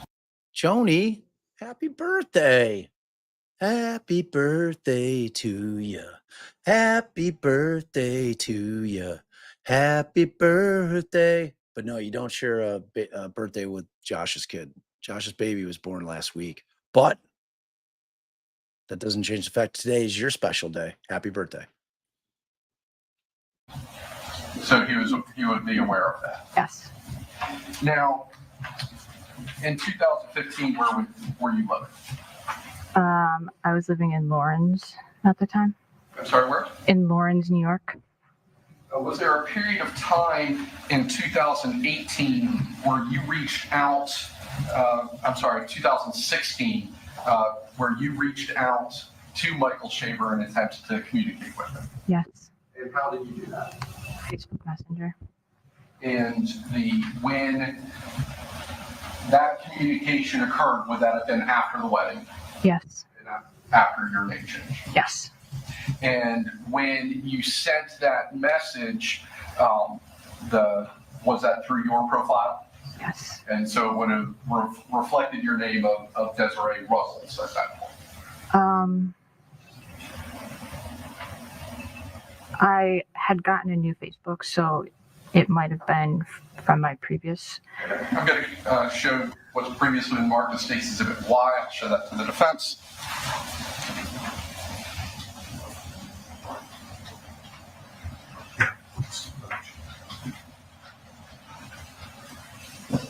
Aw, thanks, Joanne. LB, welcome to the fam. Welcome to the fam. Oh, Josh coming in hot. Fiver. Giving the love. It's just a love fest today. It's better than a love fest. Look at that. Elizabeth L. Family. Rachel Wyatt, fam. Mary Holt, fam. Freda Williams, fam. Oh, it's so good. So good. Josh, you're the man. Thanks, brother. Oh, and Sandra Barber, fam. Aw, family hugs. So many family hugs today. I love it. So wonderful. Forgiving. I still got 5 more. I gave out 5 yesterday. I'm gonna hold on to that 5, extra 5 in my pocket for a minute. They do like mid-month.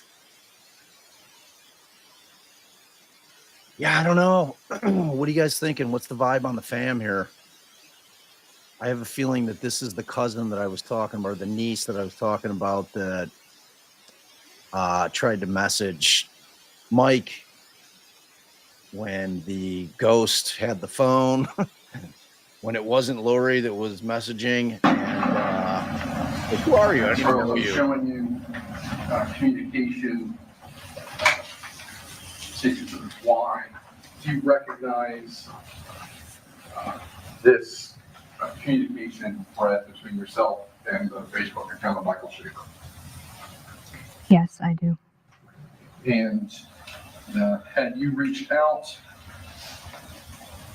to Mr. Shaver in 2016, and is that reflected there in those messages? Yes.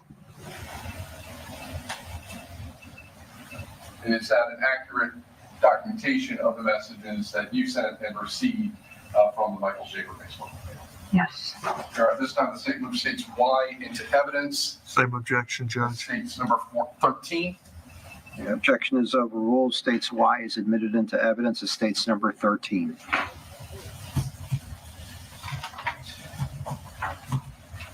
Now, I'm going to go ahead and start you with the message, first message that was sent here on August 15th, 2016. Was that message from you? Yes. And what was the content of that message? I was just saying hello to my uncle. Go ahead and read it directly to the jury so you can see it. It says, "Hey, Uncle Michael." And above that is the response that you received. Yes. And what was that response? Who are you? And did you respond to that? Yes.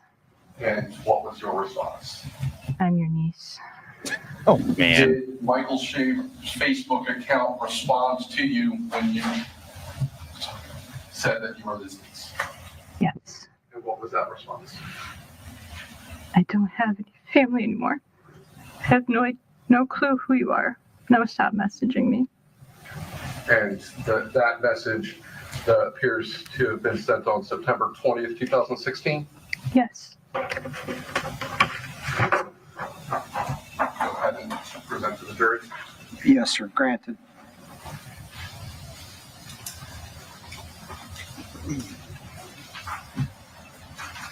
Yeah, she was the one I was talking about.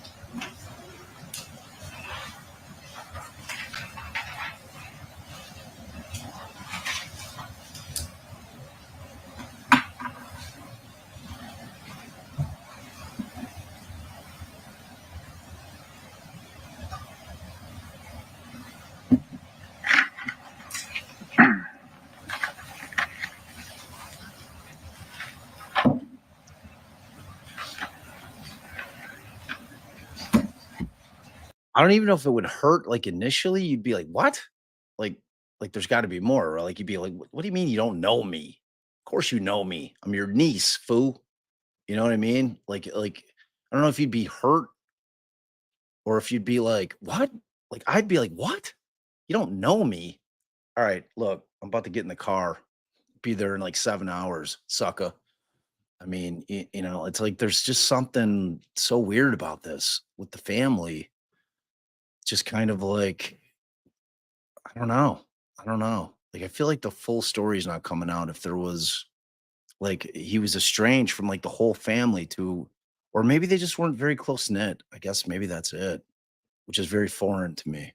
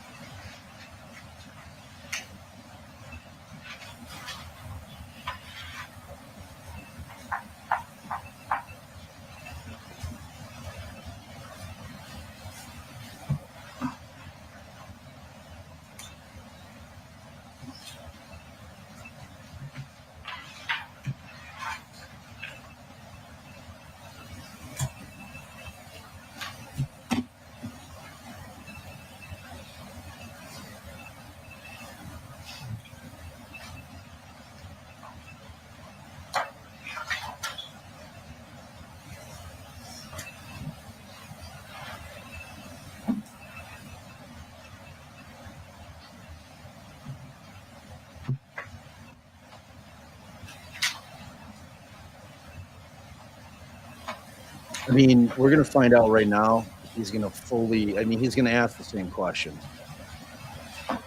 You're not an IT, right? Okay, you're not an IT person, okay? And then, he's going to ask that stuff. Is he going to go full, like, blame it on the 7-year-old? You never met your 7-year-old niece, did you, in your entire life, did you? Or your great cousin? What would that be? So his niece, what would that be? Like a cousin second removed?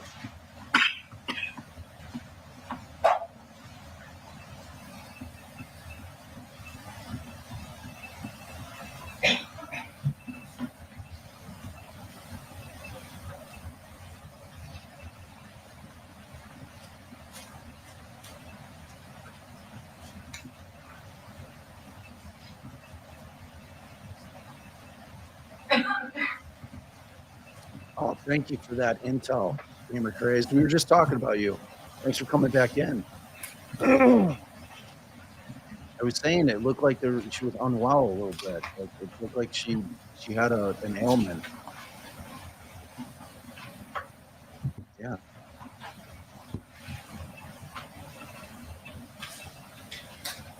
Sorry for the throat killer, y'all.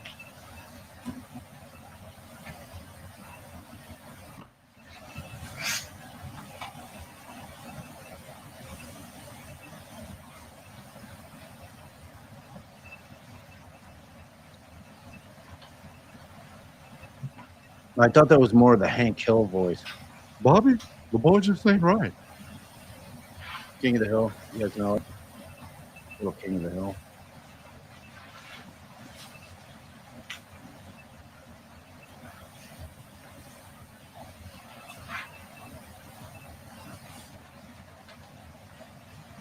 No further questions, Judge. All right, Mr. Wiggs?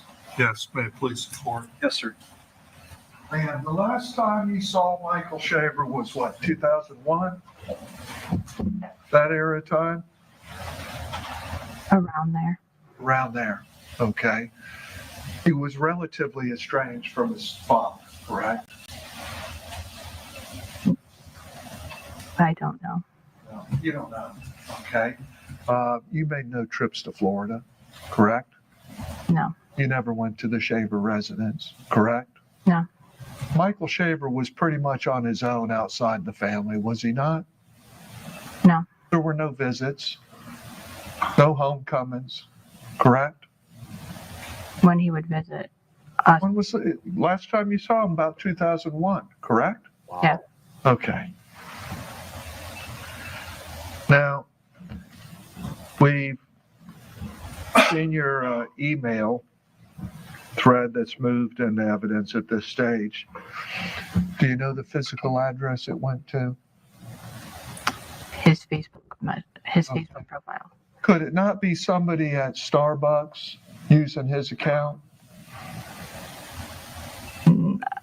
Could have been, could it? Reasonable? Reasonable? Yeah. Right. Could have been somebody in Michael Shaver's house other than Michael Shaver, correct? I mean, I guess. Yeah. Could have been Michael Shaver himself, correct? Yes. Right. Thank you. Nothing further, Judge. All right, may the witness be released from our subpoena? Yes, sir. All right, thank you for appearing today. You're excused from further testimony. Have a good day. State called Stacy Turner. Okay?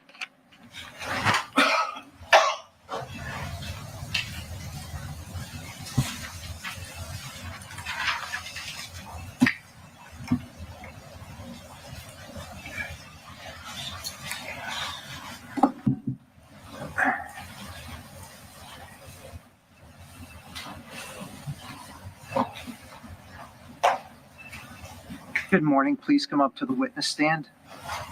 Please be seated. Make yourself comfortable. Let me know when you're ready to go.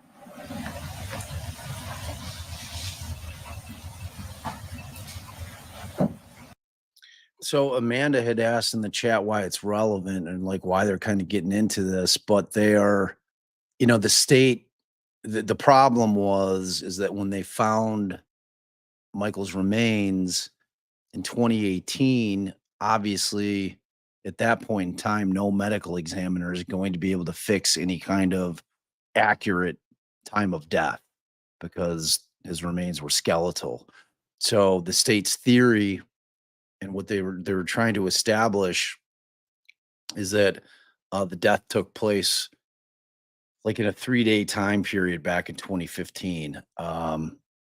And in order to do that, they're trying to show that there was this period of time wherein somebody, and they're alleging that it was Laurie, was using his Facebook social media, as well as his Facebook Messenger, as well as his cell phone to message family members occasionally just to be like, oh, saying certain things, or if they messaged him, he'd be like, yeah, I'm out, leave me alone, don't contact me anymore, that kind of thing.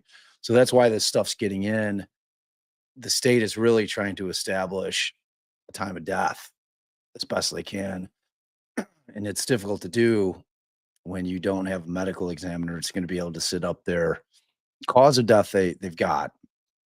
In terms of time of death, not so much. So that's why this stuff is coming in. And obviously the defense is trying to, create reasonable doubt that it could have been anybody using the messages or the messaging on Facebook and the phone, but we're going to see, they're going to have evidence that it was, obviously Laurie. In my book. I'm ready. All right, please state and spell your full legal name.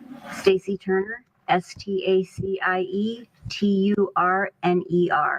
Please raise your right hand. I'll swear you in. You solemnly swear or affirm that any testimony you give today shall be the truth, whole truth, and nothing but the truth, so help you God. Yes, I do. Thank you. Please proceed. Did you know Michael Shaver? Yes, I did know Michael. How did you know? Michael was my younger brother. How much younger was He was 11 years younger than I was. he? Did you know Laurie Shaver? Yes, I did. And when did you first meet Laurie Shaver? I met Laurie, I believe she was in kindergarten. And she grew up with Michael, so I've known her for quite a long time. And did Michael Shaver and Laurie Shaver start dating when they were in high school? They were in 7th grade when they began dating. Wow. Prior to his death, how often would you communicate with Michael Shaver? I would communicate with Michael every couple weeks to a month. Sometimes it was every other month. It kind of varied. If we had a lot of news to share, we'd talk more often. The fact that they were middle school sweethearts makes this even worse. It's like, if we didn't have a whole lot of news to share, we'd talk a little less. How would you communicate with him? Phone, text message, Facebook Messenger. And did there come to be a time frame where you were not able to get in touch with him? Yes. And when was that? The first time I was not able to get a hold of him was December of 2015. I believe it was December 4th. And was it unusual for him to not respond to you? For this particular message, yes. And what was that message about? My mother had become very sick. All right, sidebar, please.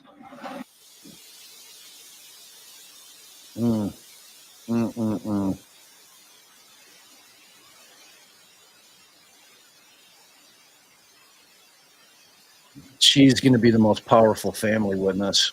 You can tell that right away. I mean, she clearly had the most contact with Michael.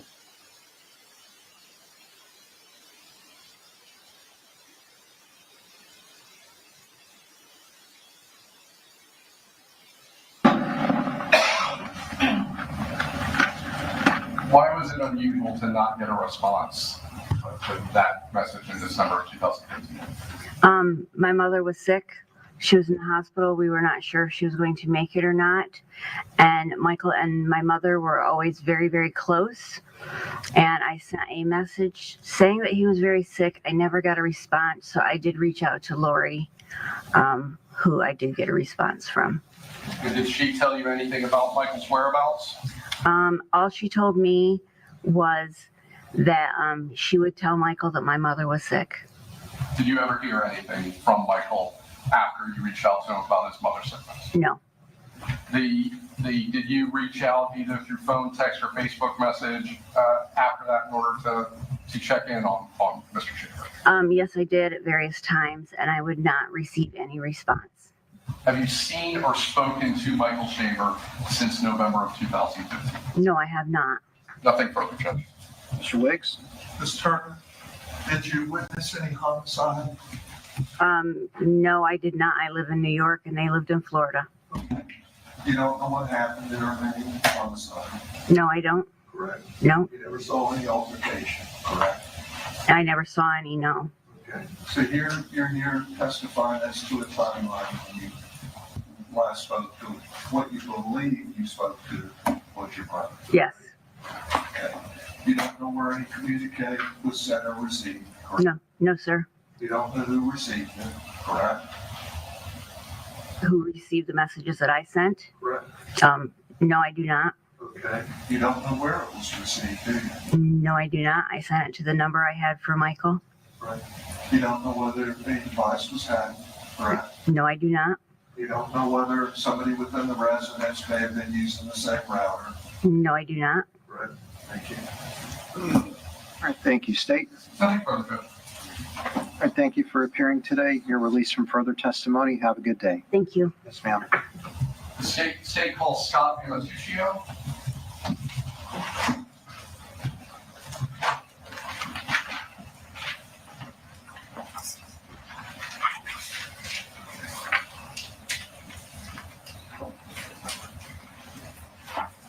All right, good morning. Please come up to the witness stand. Please be seated and make yourself comfortable. Let me know when you're ready to proceed.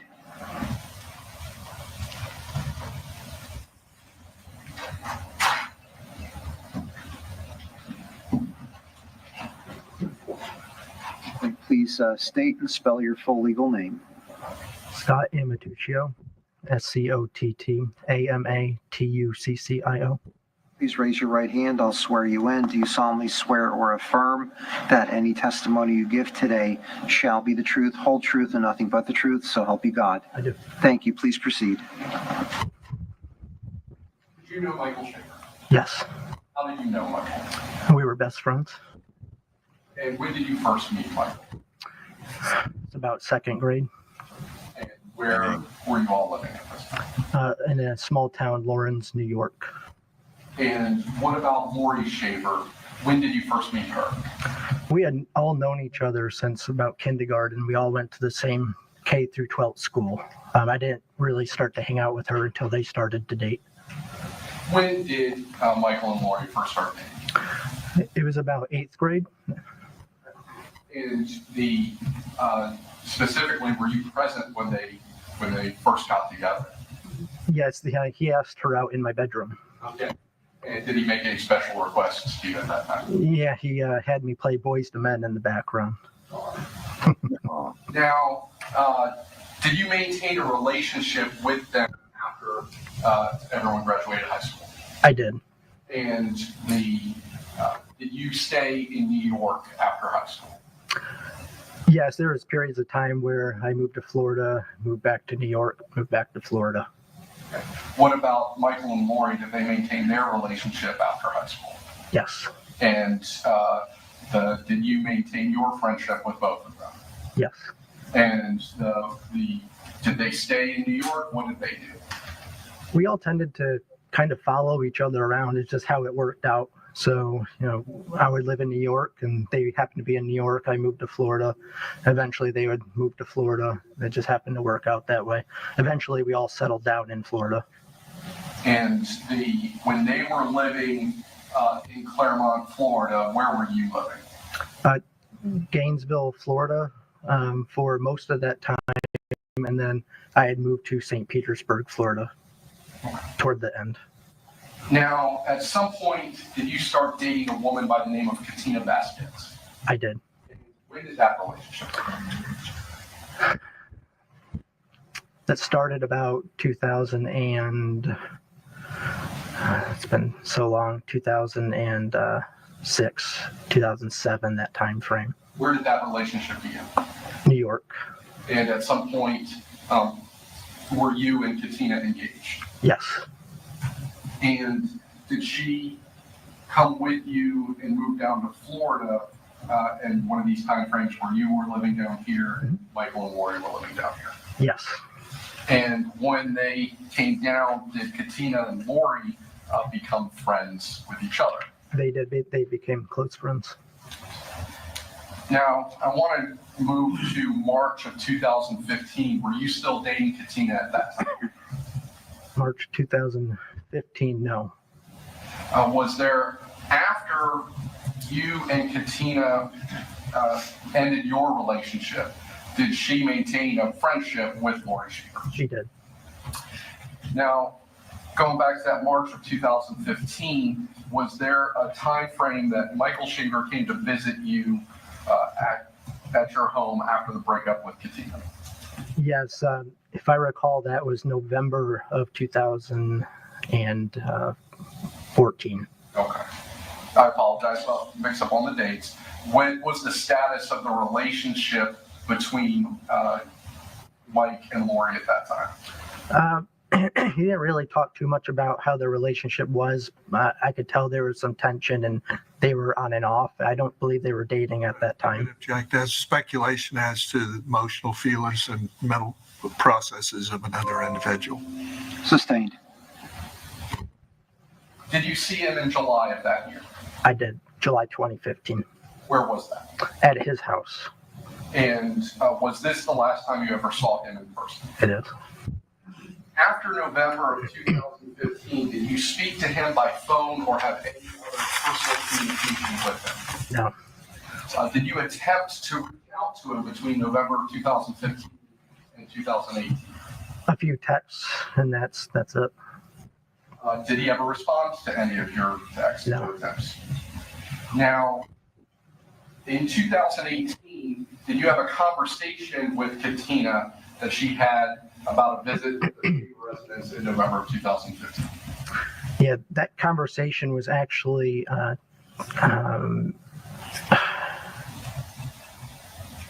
was toward the end of 2017, maybe early 2018. It was right after my then relationship had ended. That's how I can pinpoint that. And did the information that you got give you further concern about Michael Shaver and his safety? Absolutely. Once you got that information, what did you do? I first messaged, excuse me, I messaged Mike's sister on Facebook, told her what I had found out. I told her I'm going to file a missing person report based on that information. It was disturbing. I then called the sheriff's office. And had you talked with Michael Shaver's family about their inability to get in contact with Mr. Shaver during this period as well? I did. I have no further questions. Mr. Wiggs? Yes, do you know about any injunctions that have been imposed against Michael Shaver? I knew of one. Okay, when was that? 2014, 2015, somewhere around there. I don't know the specific details of that. A direct examination, we heard you recall dates pretty quickly, correct? Pretty specifically, correct? Yes. You remember an injunction, but you think it may be 14, maybe 15, correct? Correct. But you know there was an injunction, correct? Right. So Michael was not in the house for a certain period of time you were aware of, correct? Correct. Okay. Do you know where any messages came from? I know there were, I had never received any messages from Mike. Okay. When was the last day you received a message, and do you know where it came from?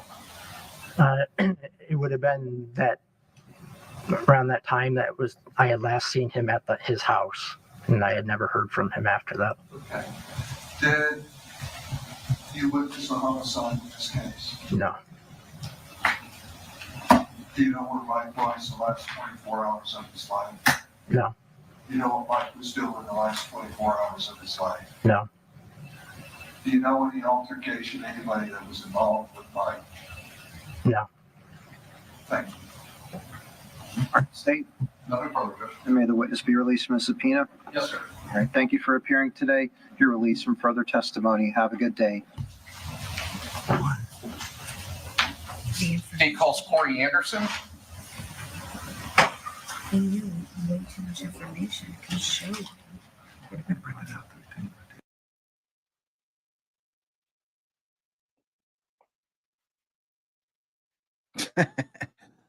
He didn't give his height, Ned.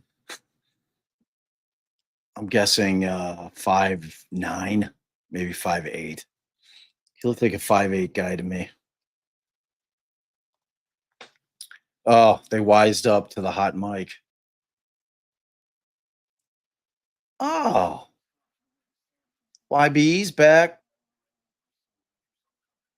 Oh, they shorten. It's always a gift when they shorten a seminar, isn't it? It's glorious.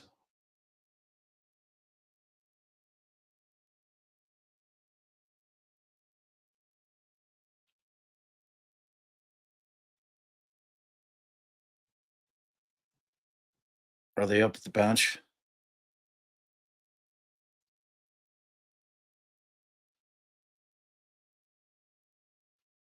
Oh, couch. Couch spoiled. Oh, I forgot I do have boobs. And since we don't have hot mics. Boop, boop, boop, boop, boop, boop, boop, boop. Name? E-E-B-E-N. Oh. Okay, please spell your name. Please state your full legal name. And, Corey Stephen Anderson. okay, please spell your name as well. CORYSTEVENANDERSON. Okay, and please raise your right hand. I'll swear you in. Do you solemnly swear or affirm that any testimony you give today shall be the truth, whole truth, and nothing but the truth, so help you God? Yes, sir. Thank you. Please proceed. Please introduce yourself to the jury. Uh-oh. Paused it. Sorry.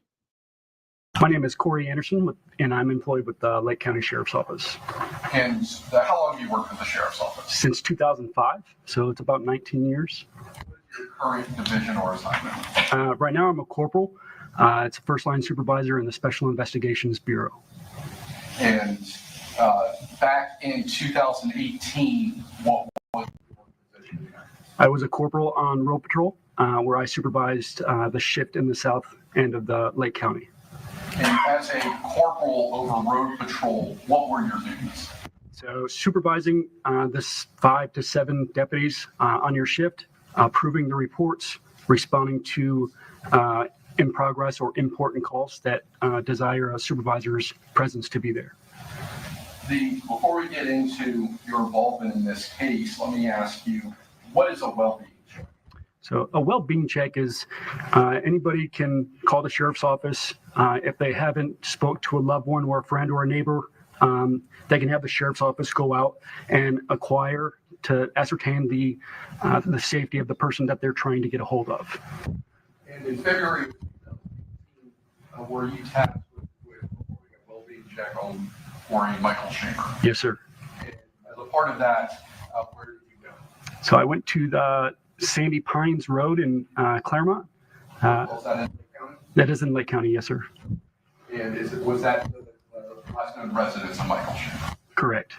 And who all was there that you made contact with at that time? So myself and Deputy Kyle Morrison.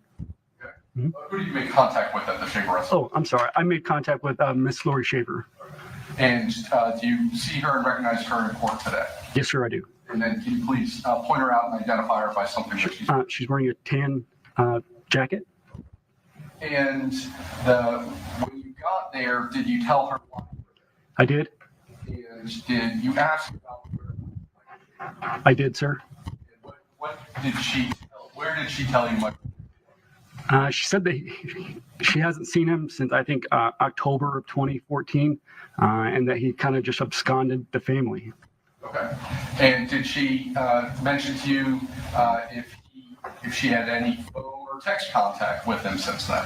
She did mention that he had not reached out to the children or her in some time. Did you ask her if it was okay to look in the backyard? Yes, sir, I did. And why were you interested in the backyard? Part of the information that we received on the well-being check was that there was a new cement slab.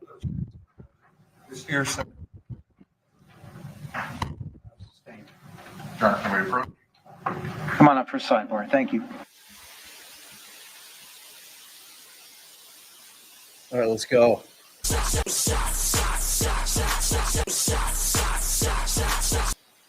There it is. Little shot party.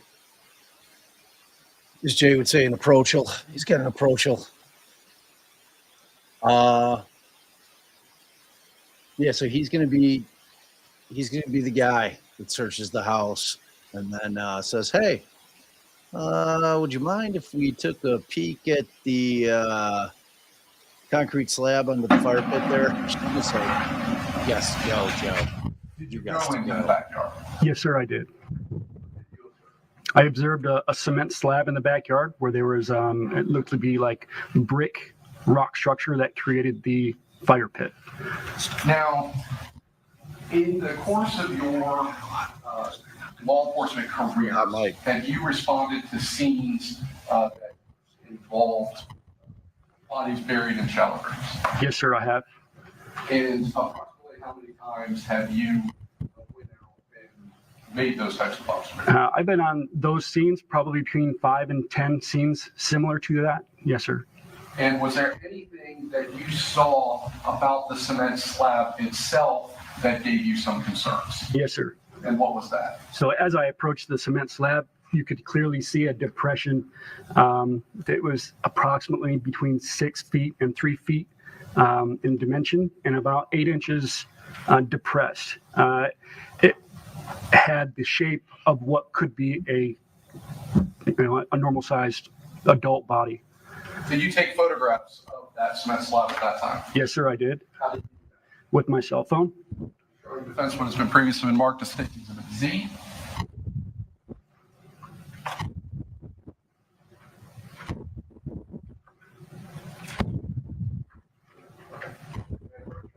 Yes, sir. I'm showing witness what has previously been marked as Stacy Exhibit Z. Do you recognize those photographs? Yes, sir. I took these photographs with my phone. And is that a fair and accurate depiction of the cement slab as you saw it the day that you were out there with the Shaver? Yes, sir. All right, this time the state moves states Z into evidence as states number 15. Objection. Without objection, state C will be moved into evidence as states number 15. I'm sorry, I skipped. It should be 14. 14. Okay, states number 4. Z will be admitted into evidence as states number 14. Your request permission to publish? Granted. All right. Now, Corporal Anderson, is this the first photograph that's in states number 14? Yeah, finish our lab. Yes, sir. It is. Okay. Yes. Now, can you step down and just demonstrate to the jury the area that gave you pause and concern when you were out there? Down here? Yes. Okay. And be careful, if you touch that screen, it's a touch screen, it may advance on you. Sure, I understand. So obviously I took this picture, so I'm really standing right here looking at the cement slab. I believe Ms. Shaver was on my left and Deputy Morrison was across from me. As I approached, with permission to be on the property, I just snapped a few shots with my cell phone so that I could really portray what I'm actually seeing to supervisors, to the Criminal Investigation Bureau for further investigation. Oh, man, so the second photograph, is this the other photograph that you took? Correct, yes, sir. Now, can you show the jury the area of that depression that you previously described? So this darkened area is the depression. So it was about 6 feet in length and about 3 feet in width. And it appears to be like a makeshift cement slab where it wouldn't be as thick and could have a depression if there was a shallow grave there. And when we're talking about a depression, are you saying that it was not flat across? Correct. So you could actually see where that darkening area is, where it was depressed and water would settle there, which is brought the dirt that stays in that area. And just to make sure everyone's clear, can you just point to the area on that slide that shows this depression? This is the depression area. Thank you. Darkening area. Now, after these observations were made by you, did the sheriff's office obtain a search warrant to further search that area and the backyard of the Shaver residence? Yes, sir. And were you involved in the actual excavation of that area? I was not actually involved in the excavation, but I was on scene for scene security. So basically keeping the media away from the Shaver residence, just so that we can maintain our Between the time frame that the scene, when you made those observations, did the sheriff's office maintain security with this scene until it was searched? Yes, sir, they did. And when we talk about maintaining that scene or securing it, what does that entail? So it was 24-hour security where a deputy sheriff sat out in front of the property, and it was 12-hour shifts. So we had 24-hour coverage on that property until we secured that search warrant. And during that time frame, were you able to maintain visual sight on this area of this cement slab? Not you personally, but they would be in position to observe it and maintain and make sure the property had not been changed. Correct. Yes, sir. Nothing further, Judge. All right, Mr. Wiggs? Yes, thank you, Judge. Corporal, correct? Yes, sir. Okay. Now, do you know what this ground looked like prior to this concrete being laid? I don't, sir. Okay. Do you know if this would have been dug out and it created a natural inclination for the concrete to be placed in? I do remember Mrs. Shaver stating that prior to Mr. Shaver leaving, they were going to create some type of duct pond, but they didn't. You have a little more experience in law enforcement investigations than a lot of people, correct? Some. Okay. Some. Some. Okay. You made it to the status of a corporal, correct? Yes, sir. Okay. And this dark spot led you to believe there may be a body under there, correct? A shallow grave for sure, but Okay. not necessarily a body. Okay. We see a dark spot over there, correct? I do, yes, sir. Was there a body over there? Not in that specific area, no, sir. Okay. We see shading back in here. Was there any evidence of a crime there? I didn't see any, no, sir. Okay. We see shadow areas throughout this, around these posts and stuff. Was there any evidence of a crime or a bone or a body under any of those locations? No, sir. Okay.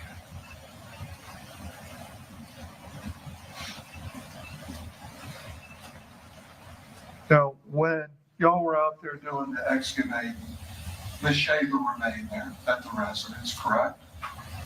For most of the time, she was free to leave. Yeah. Did she leave? She did. She did? Did she try to take flight in any manner, not return to the property? No, sir. Okay. One moment, please. Yes, sir.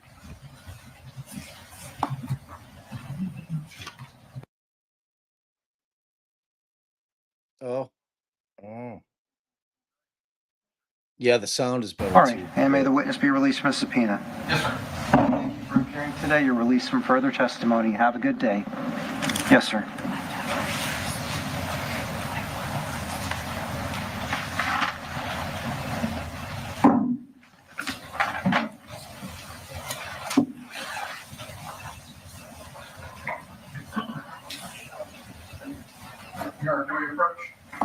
Yes, sir. Come on up. I mean, you knew with the camera, they got one camera in here. So that's like, you knew we were never going to see. I don't think this courtroom's set up. Like they don't have a built-in screen to show demonstrative evidence. You can see they have that one screen over there. Sounds like they're using like paper, like physical photographs that they're publishing to the jury, maybe.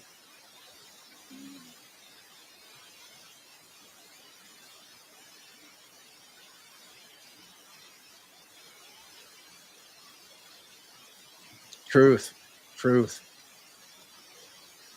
Loved it.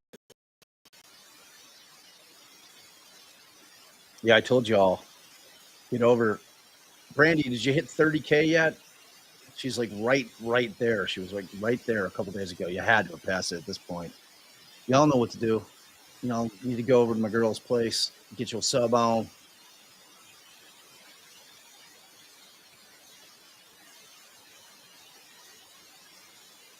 Are they showing stuff on that? Congrats. 30K is amazing. Woohoo!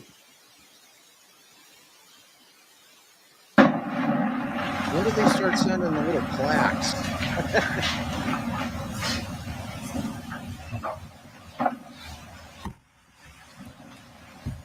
All right, ladies and gentlemen of the jury, Attorney Amatuccio is setting up a disc containing the perpetuated testimony of witness Jessica Holcomb. That video, that disc will not be in evidence. You will not be able to bring the disc and rewatch the video, so please pay special attention to the video, as you will not be able to watch it again. The testimony is the same as any other witness. So if you wish, please take notes.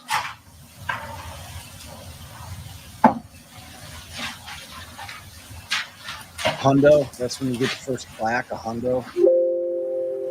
Dang, we got a ways to go, Brandy. Full plaqued up. Wow. You know that sound, firing up the old pewter.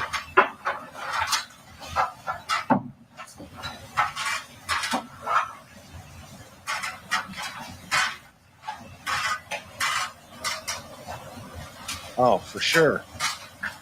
I mean, Brandy, we all got to know and love her during Murdoch. The charts, man. Best charts in the game.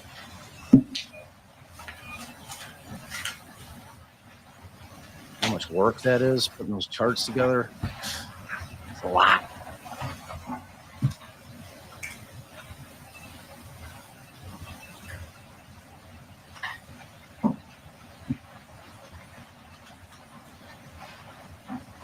All right, keep forgetting we have bloops. Oh, Brandy, we've had hot mics all day. We've been hearing Wiggs and Laurie. Like we've heard what they've been saying for the most part. Half and half, I say. It's been fascinating. Like Wiggs has been asking who every witness is. So wait, this is his sister? I'm like, what? How do you not know that, bro? All right, we're gonna bloop, bloop, bloop, bloop, bloop, bloop, bloop, bloop, bloop, bloop, bloop, bloop, bloop. Oh, damn it. See, it's like, do we listen to the hot mics or do we bloop? This looks like a good hot mic moment. All right, let me crank the volume booster. See if we get some hot mic action going here.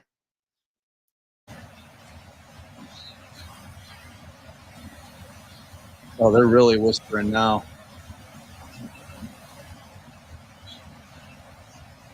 Oh, somebody tipped them. Somebody tipped them on the hot mic. Well, the one bonus is we get to bloop. We got a lot of blooping time. Bloop, bloop, bloop, bloop, bloop, bloop, bloop, bloop, bloop, bloop, bloop, bloop, bloop, bloop. Thank you, Robert. That's it. Ms. Holcomb, what do you do for a living now? I am a crime scene investigator and evidence technician at the Desiree Police Department. What do you do there on a day-to-day basis? Mainly, I deal with the evidence sections, and then I am also on call for a crime scene. How long have you worked in Desiree PD? Approximately a little over a year now. Where did you work before that? At the Lake County Sheriff's Office. What did you do for the Lake County Sheriff's Office? I was a crime scene investigator. How long did you do that job for Lake County? I was there approximately 12 years. What, did you have the same general duties and responsibilities at Lake County as you do now with the various police departments? At Lake County, my main focus was crime scene. Can you describe your training and experience that allows you to do the job of a crime scene investigator? I have a bachelor's degree in criminal justice, and I have a master's degree in criminal justice with a focus on forensics studies. On-the-job training for all the years I've been in this field. Just basically hands-on, multiple scenes. I think I've been to over 600 crime scenes throughout my career. During the course of your training and experience and the seminars you've gone to, are you trained how to collect different types of evidence? Yes. May I direct your attention to March 9th and March 10th of 2018. Did you assist in the excavation of some human remains located at 9850 Sandy Pines Road, Claremont? Yes.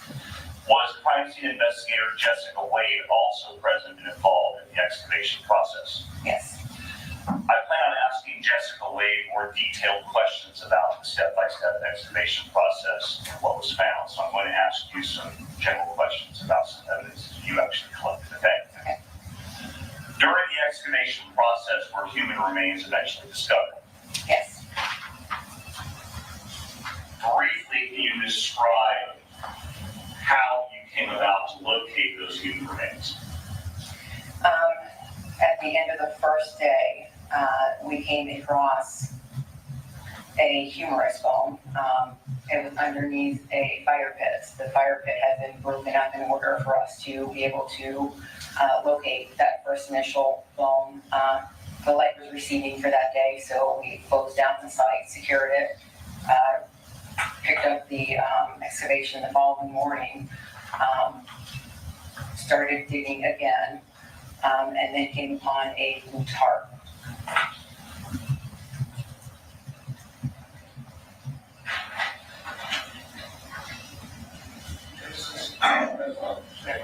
Yes. You mentioned blue tarp? Yes. Showing you Martin Stacy as a page for identification. Take a look at this item. Look at it. First of all, is that item sealed? Yes. What do you mean by sealed? It is a brown paper bag sealed with evidence tape, and it has my handwriting on it, describing what's inside. Can you describe the process you go through when you actually find a piece of evidence, collect it, place it in the bag, and seal it? So when we find anything of evidentiary value, we denote it. Basically, we photograph, video, anything to document it on scene.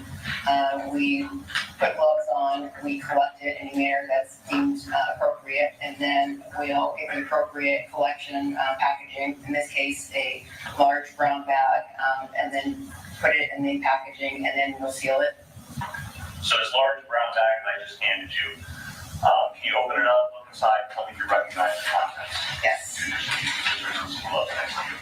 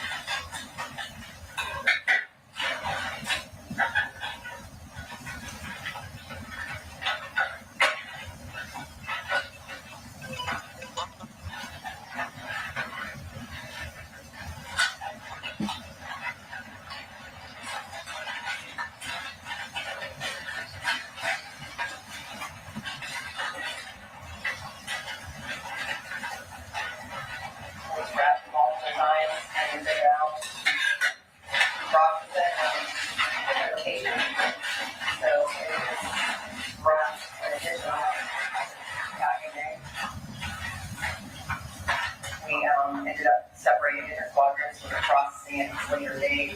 This is labeled quadrant E. This one.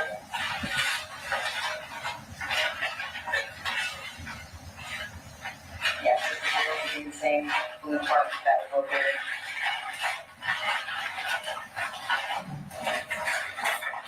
Except for the additional processing that you have just described, it appeared to be the same or substantially the same condition as when you collected it during the excavation process. Yes. This time you're going to state with states A and the evidence is states 1. They will be moved into evidence, it's number 1 without objection.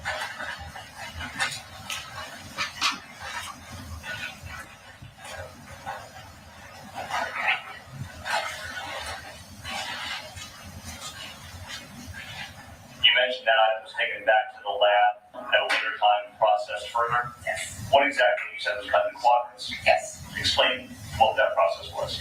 Well, it's a relatively larger tarp, so we didn't lay it all out, document it. We did cut it into smaller quadrants in order to process it further. We looked at it from ALS, an alternate light source, and then we also processed it for latent fingerprints. We did find hair-like fibers on a couple of different quadrants that we collected, and then there was a defect that we found in one particular area that was of interest that we did cut away and collect as well from the tarp. Speaking of that defect in the area cut away, may I Yes. approach the hand runner? Yes, sir. Showing us the marking states as in B as in boy. Take a look at that item and tell me. Is it also sealed? Yes, it is. With my handwriting on the envelope.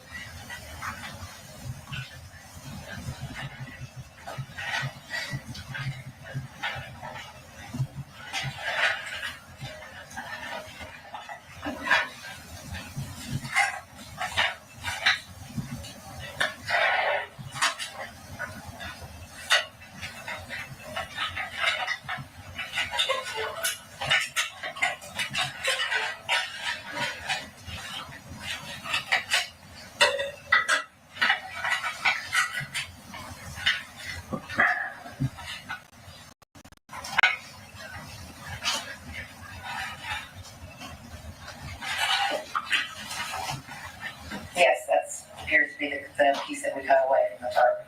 Is it the same, substantially the same condition as when you processed it and cut it away? Yes. This time stating B into evidence as states 2. Any objection?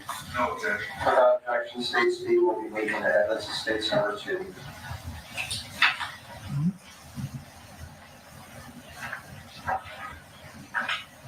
Now, during the excavation process, once you remove that blue tarp that you just looked at, Are we watching a video? Are they watching a video So in the there? human remains are found underneath. At the very I'm a beginning, little we saw confused as to what's going the on right now. skull.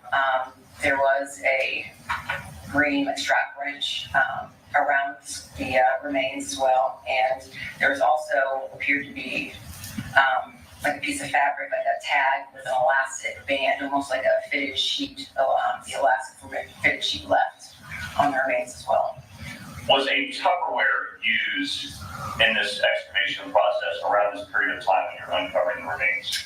Yes, there's Tupperware used to collect the smaller bones during the excavation process, and then as well for all the debris and the remnants that were collected near the remains. Once you put those remnants that you just described into that Tupperware, did you collect that Tupperware, that green nylon strap, as well as that piece of elastic? Yes. Any questions, Andrew? Yes, sir. Training Mark Stacy.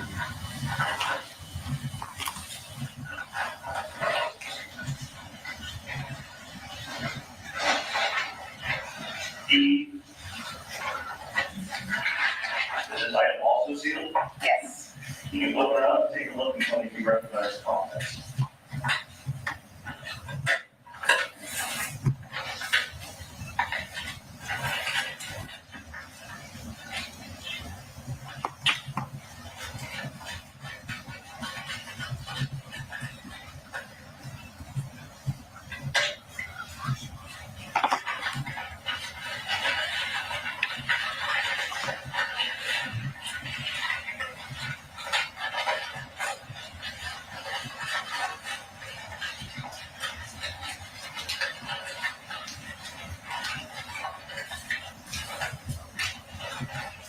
I mean, what I'm confused about is in the video, you heard them move something into evidence. So I'm trying to figure out, because I don't know if you heard that about a minute ago.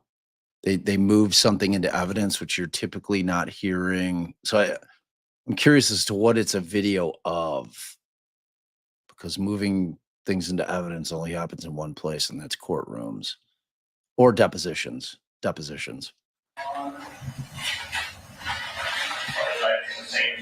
the same condition as when you collected them during the excavation process. Yes. This time statement E in the evidence is stage 3. No, this is in court somewhere. Did you also locate some clothing during the process? We did. Can you describe what kind of clothing you have? So on the remains. I wonder if this particular witness is deceased or otherwise unavailable. That's typically the only time you'll get something like this going on. There were socks, some boxers. No, you can hear the judge. They're moving things into evidence, Nancy. So it's definitely not the video of them finding the body. I think it's the video of them introducing, laying the foundation for the video of them finding the body. I think that's what it sounds like.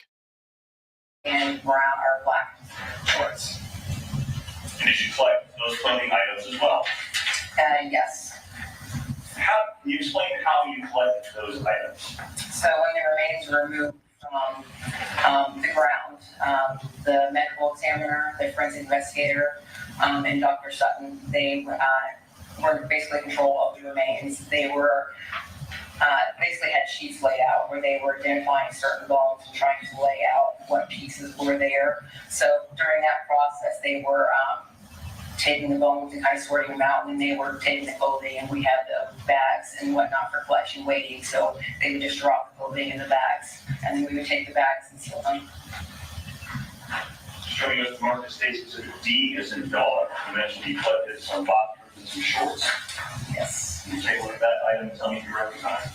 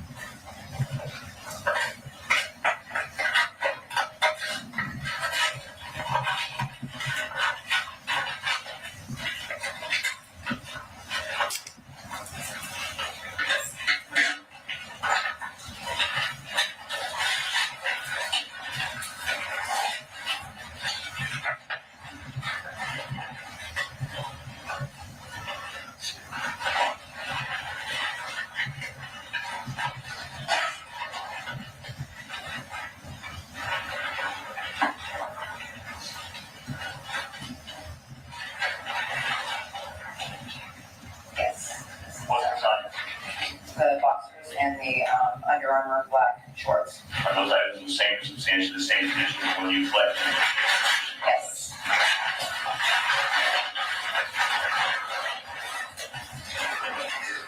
Yeah, it could have been an evidentiary hearing, but usually it's got to be unavailable to the witness where they're going to show. Any objection?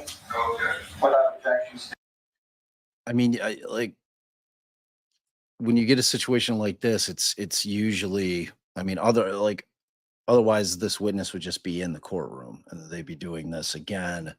So I don't know. I mean, potentially she was ill. And they did this in preparation for trial. I mean, like occasionally you'll be able to do, like in Illinois, where we can't do depositions in criminal cases, and you do, if you have a witness that's like terminally ill, you can go in, get the approval of the court, and then depose them. So maybe it's a situation like that. It's unusual. State's Exhibit D will be moved into evidence of State's number 4. Thank you. You also mentioned some socks were collected, showing you State's Exhibit C. You can take a look at that. That ain't coming from recognize it.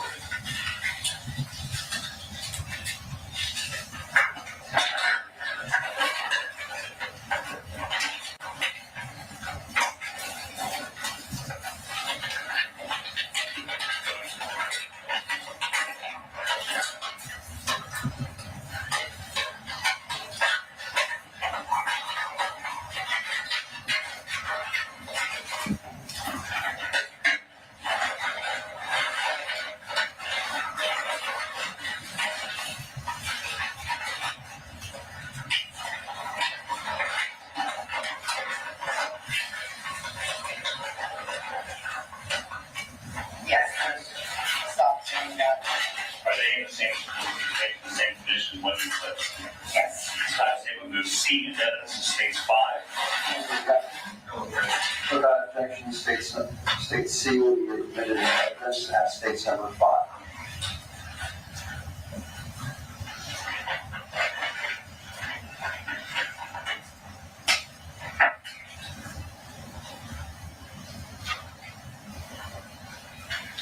You mentioned earlier there was a fire pit. Yes. How far was that fire pit away from the location where the human remains were found? The remains were found almost directly under I'm going to take a quick comfort break. I'll be right the back. fire pit. Was the fire pit broken up during the excavation process? Yes. Did you examine that fire pit? Yes. Did you locate anything, a piece of flooring in that fire pit? Yes. Describe that. It's a piece of what appeared to be laminate flooring, like a wooden parquet design. Did you collect that piece of evidence? Yes. Showing was marked as State's Exhibit F. It's in frame. You recognize that item?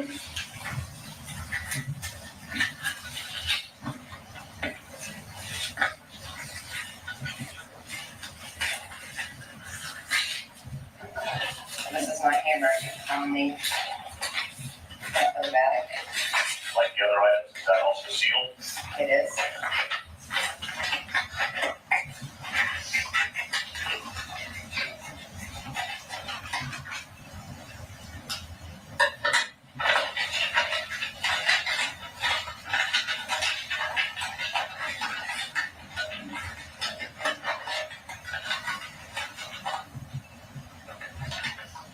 Yes, this is what was collected on the Yes. Is it the same substantially the same conditions when you collected it? Yes. This time State would move F as in Frank and evidence of State 6. Any objection? State's F will be moved into evidence at state's number 6. Without objection.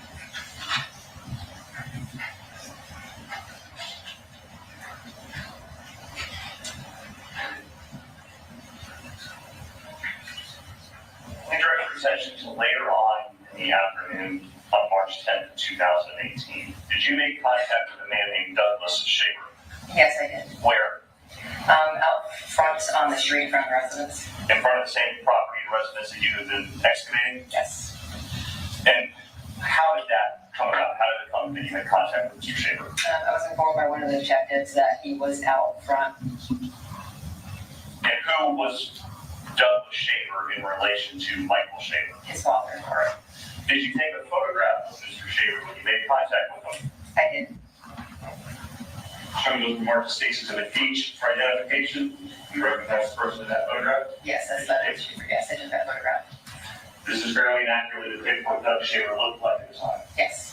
This time, State would move H into evidence to State's 7, I believe. Yes, sir, state 7. Any objection? No objection. Without objection, state's H will be admitted into evidence at state's number 7. Did you collect any evidence from Mr. Douglas Shaver? Yes. What did you collect? I did buccal swabs. And what is a buccal swab? So those swabs are taken for identification purposes. It's basically a swab taken from the interior lining of the cheek. And how do you go about doing it? What do you use to take the swab? Basically, just 2 swabs, gloves on, take the swabs, rotate the swab around the inner lining of the cheek, put it in a swab box, and then I seal it in an envelope. Is the swab kind of like a Q-tip? Yes. Was Mr. Douglas Shaver cooperative with that procedure? Yes. And once you collected those swabs from Mr. Douglas Shaver's cheeks, what did you do with the actual swabs? I put them in an envelope, sealed them, and locked them in my vehicle for just collection purposes, and then took them back to the lab. Approach me, Your Honor. Yes. Showing you station to the G for identification. Do you recognize that item? Yes. How do you recognize it? It has my handwriting on the envelope, and it's sealed. Look inside, help me to recognize the contents.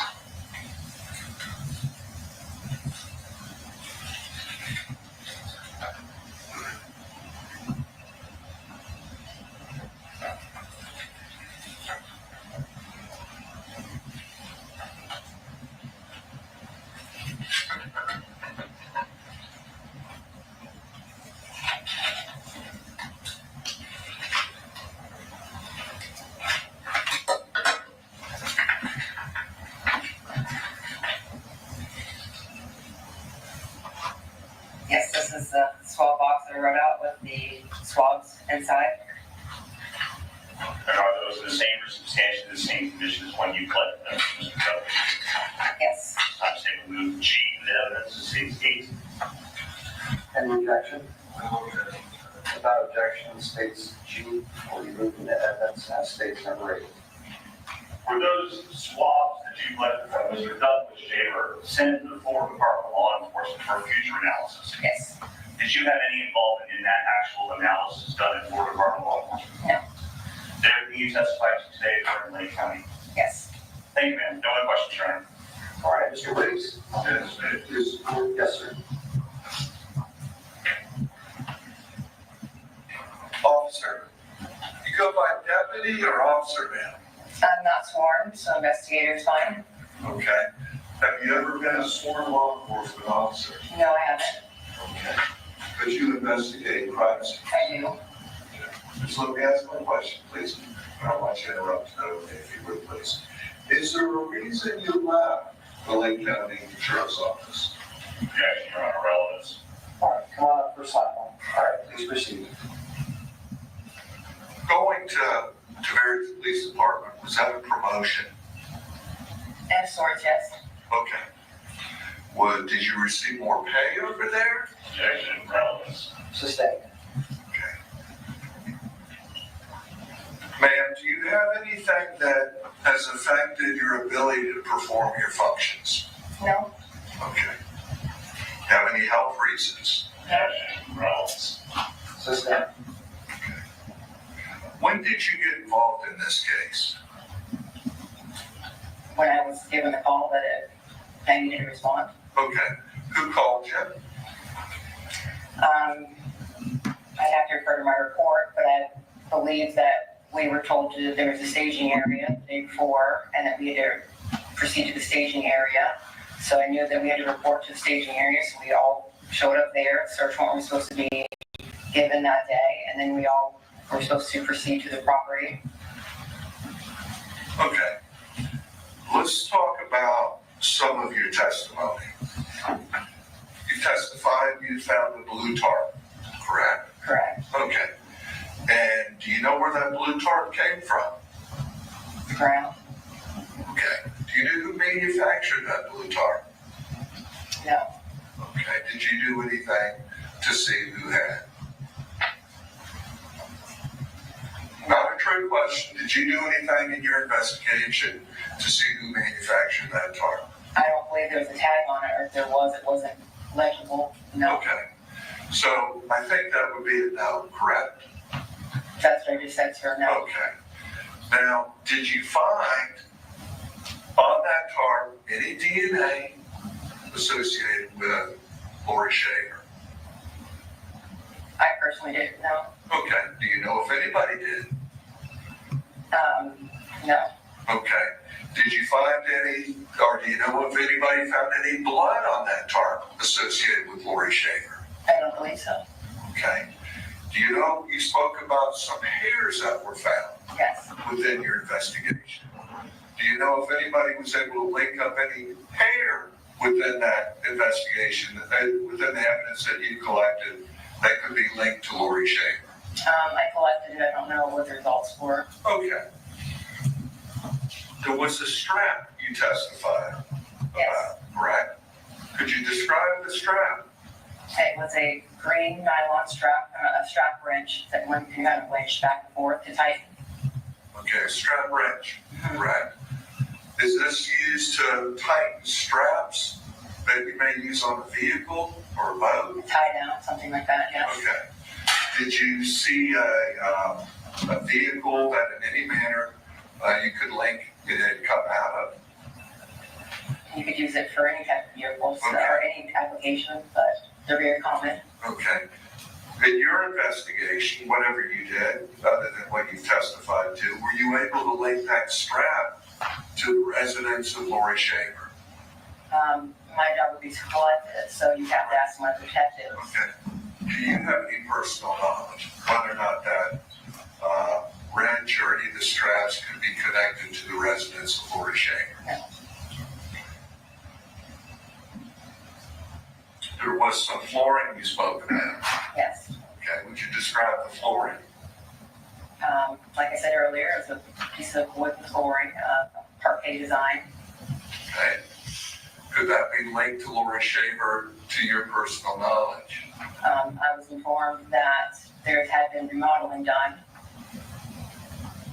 Therefore, I collected it on scene. And who did the remodeling? I was informed that Laurie did the remodeling. Okay. Do you know if anybody else did any remodeling on that scene? No. Okay. And you showed us you moved through you and evidence a photo of Doug Shaver. Yeah. Correct? You know where Mr. Shaver resides? It was in another state. Okay. And you were at the scene that Mr. Shaver, he didn't just surreptitiously show up, correct? Correct. Okay. Somebody from law enforcement had contacted Mr. Shaver, correct? Correct. Was Mr. Shaver advised that y'all wanted your office wanted DNA from him? I was just informed he was outside and I needed to collect DNA from him. So. And who told you that or advised you One that? of the detectives on scene. Who was that? I can't recall the exact detective because there was a lot going on that day. Okay. Now you testified that Mr. Shaver was found in the middle of the concrete fire pit, correct? Well, underneath it. Well, you testified on direct examination he was in the middle of the concrete pad. Did you not? Well, I said underneath it. Okay. So you don't recall saying he was in the middle of it?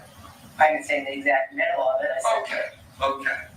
So let's specifically, through your testimony, you tell me where he was underneath that pad to some degree of certainty. So the fire pit had to be removed in order for us to access the remains. That's what I said, sir. Okay. Now, where was he underneath the fire pit?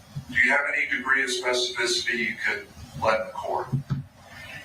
So the fire pit was not a complete circle. It was a very irregular shape, pretty much the shape of Africa. There was a point jutting down towards the residence. I want to say off to the left earlobe towards the point would have been probably the location we found him. Okay. There were initials on the fire pit. Excuse me, I didn't mean to interrupt you. Near the edge of the pit? There were initials on the fire pit, and they were probably pretty close underneath where the initials were. Okay. Which portion was he near the edge of the pit? To the left hand lobe, if you have the residents looking out towards the field. Now you recovered some socks from the pit, correct? Correct.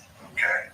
Did you recover any items that were women items, such as women's lingerie or anything of that nature? No, the clothing that was recovered was on the remains. So. Okay. I'm not asking you what was on the remains. I'm asking you, did you recover any items that... We still on the video?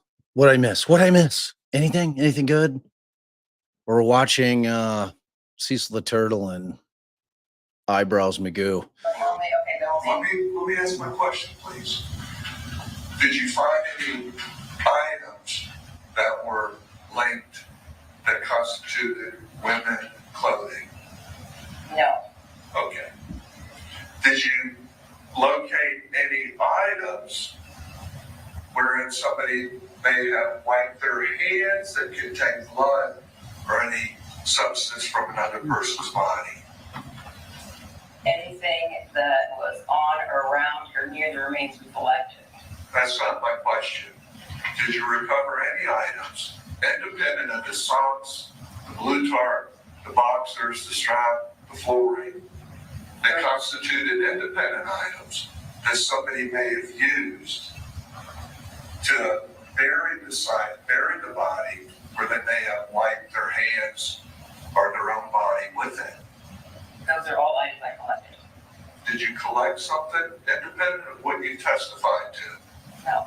Okay. Then you would agree there was no items of Laurie Shaver that were linked to this crime? If the body had been in there for 2 years, I have no idea what could have degraded or decomposed at that point. So you know the body's been there for 2 years? Per the medical examiner, that was what they had told us. That's what they told you. Who told you that? I just said the medical examiner. Okay. His name? The medical examiner, I'd have to refer to my notes, but the one that examined the body and actually did examine the bones. Okay. You would agree, ma'am, on direct examination, you had your answers, correct? Yes. But now you're saying you'd have to refer to some notes, correct? To find out what the exact medical examiner was in 2018, yes, I would. Yeah, but you don't have any independent recollection of that. To find out who exactly that medical examiner was in 2018 for this particular case, I would have to refer my notes, yes. But you recall that this medical examiner had advised you that that body had been in the ground for 2 years? Yes. Okay.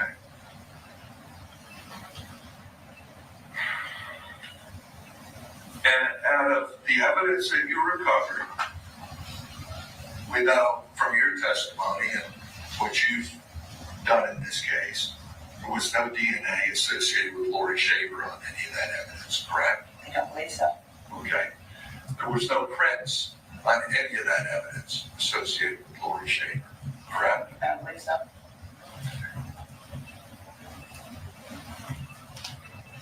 And the character of the evidence, none of it linked to any items within the household, correct?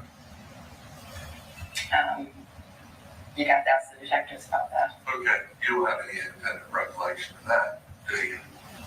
Well, my job is to document and collect evidence on scene. I'm not there to investigate and go further.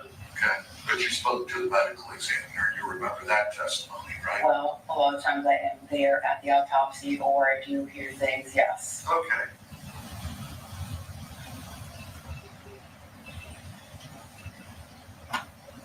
One moment, please, Judge. Yes, sir.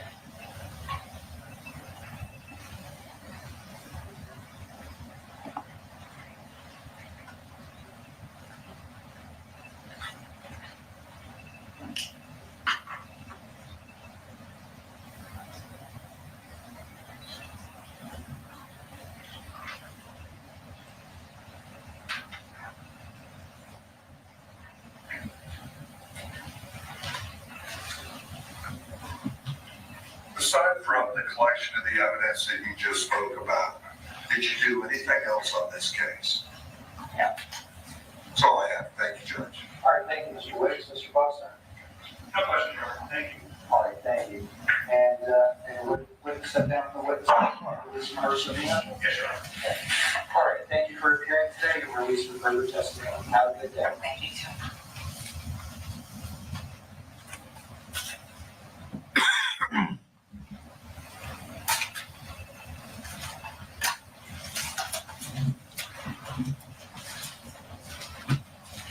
Submit the disc for that perpetuation as a court exhibit, not as evidence. Yes, sir. So it will be submitted as a court exhibit. Thank you. All right, at this time, it is about 10 minutes after noon, and this will be a good time to take our lunch break. So please return by 1:30. Please return to the jury assembly room. Please do not discuss the case with each other or anyone else for that matter. Again, should you see the attorneys outside of the courtroom, they have been instructed to ignore you. Please do not hold that against them. Please do not view any media concerning the case. Please do not conduct any research concerning the case. All right, thank you, and we'll see you back at 1:30. All right, so I'm going to create, so we're about 14 minutes behind. I will create an afternoon sesh, and I'll redirect you all back. Everybody go get a bite. Go take a walk your pups, whatever you're going to do for the next, what time do you say come back? Y'all, can you give it to me? So I got it. I'm creating it right now. Noon sesh.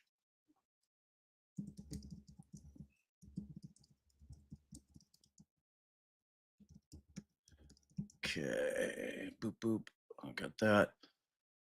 So what time do you say we come back, y'all? Hold on. Let me double check here. 1:30. Okay, so that is 12:30 my time. So we'll come back.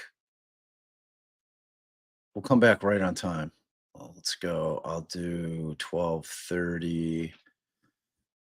And while I was going to get myself a drink, I got our favorite person in the world, my favorite person in the world, probably in the team photos for you. If you guys noticed, I had to use the opening statements thumbnail. So I forgot to ask Dizzy to create a general one for the trial. So Allie's going to join you guys when I have to dip out from my Chris Hansen to catch Predator. Like we'll figure out what we're going to do at CrimeCon Zoom. So that'll be at 1. So y'all are going to get a little Allie time, which I think is awesome. So I set it for 12:30. Let me just go into this and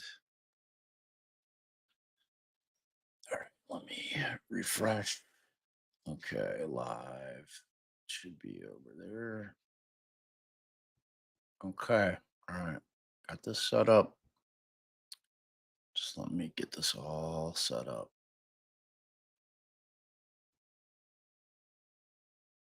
Okay. All right. Okay. I think I got that one good. All right, let me jump into here. Okay, I want to portal y'all, so y'all shouldn't have to do a thing. Portaling is working. We shall find out. Let's see. Okay, perfect. All right, cool. It worked. All right, y'all. Good morning, Sesh. You guys were amazing. Best chat in the land. Always crushing the game. Had some special guests. We had Brandy Churchwell pop in from the courtroom live, giving us some updates. Had the amazing stepson of Stacy. Gamer was in here, so that was great. We really appreciate him coming in and like he's willing to share some inside deets, which are really helpful in terms of trying to understand this madness. So yes. So thank you, mods. You know, I love you, Dizzy. I love you most of all. But I love all of you very, very much. And thank you for all of our beautiful, beautiful subs, lurkers, chatters, all of you. You guys are amazing. Thank you. And don't forget, on the way out of this one, make sure you hit the like. It's free. It's free to hit the like. And if you haven't, please sub. We're trying to grow this thing. Like I was saying, I'm going to start whining. You guys know how it is when I start whining. I've been at like 23.5 for way too long. I think I'm close to getting to 23.6. It's time to get up to 24,000. Let's go. Like we can do it as a team. Let's go, team. Let's go. But when you share and subscribe, that's what gets us out to the world. It gets us into the algo. So love you guys. We'll see you in 2 and 2, as my man Chuck Willery used to say. Later.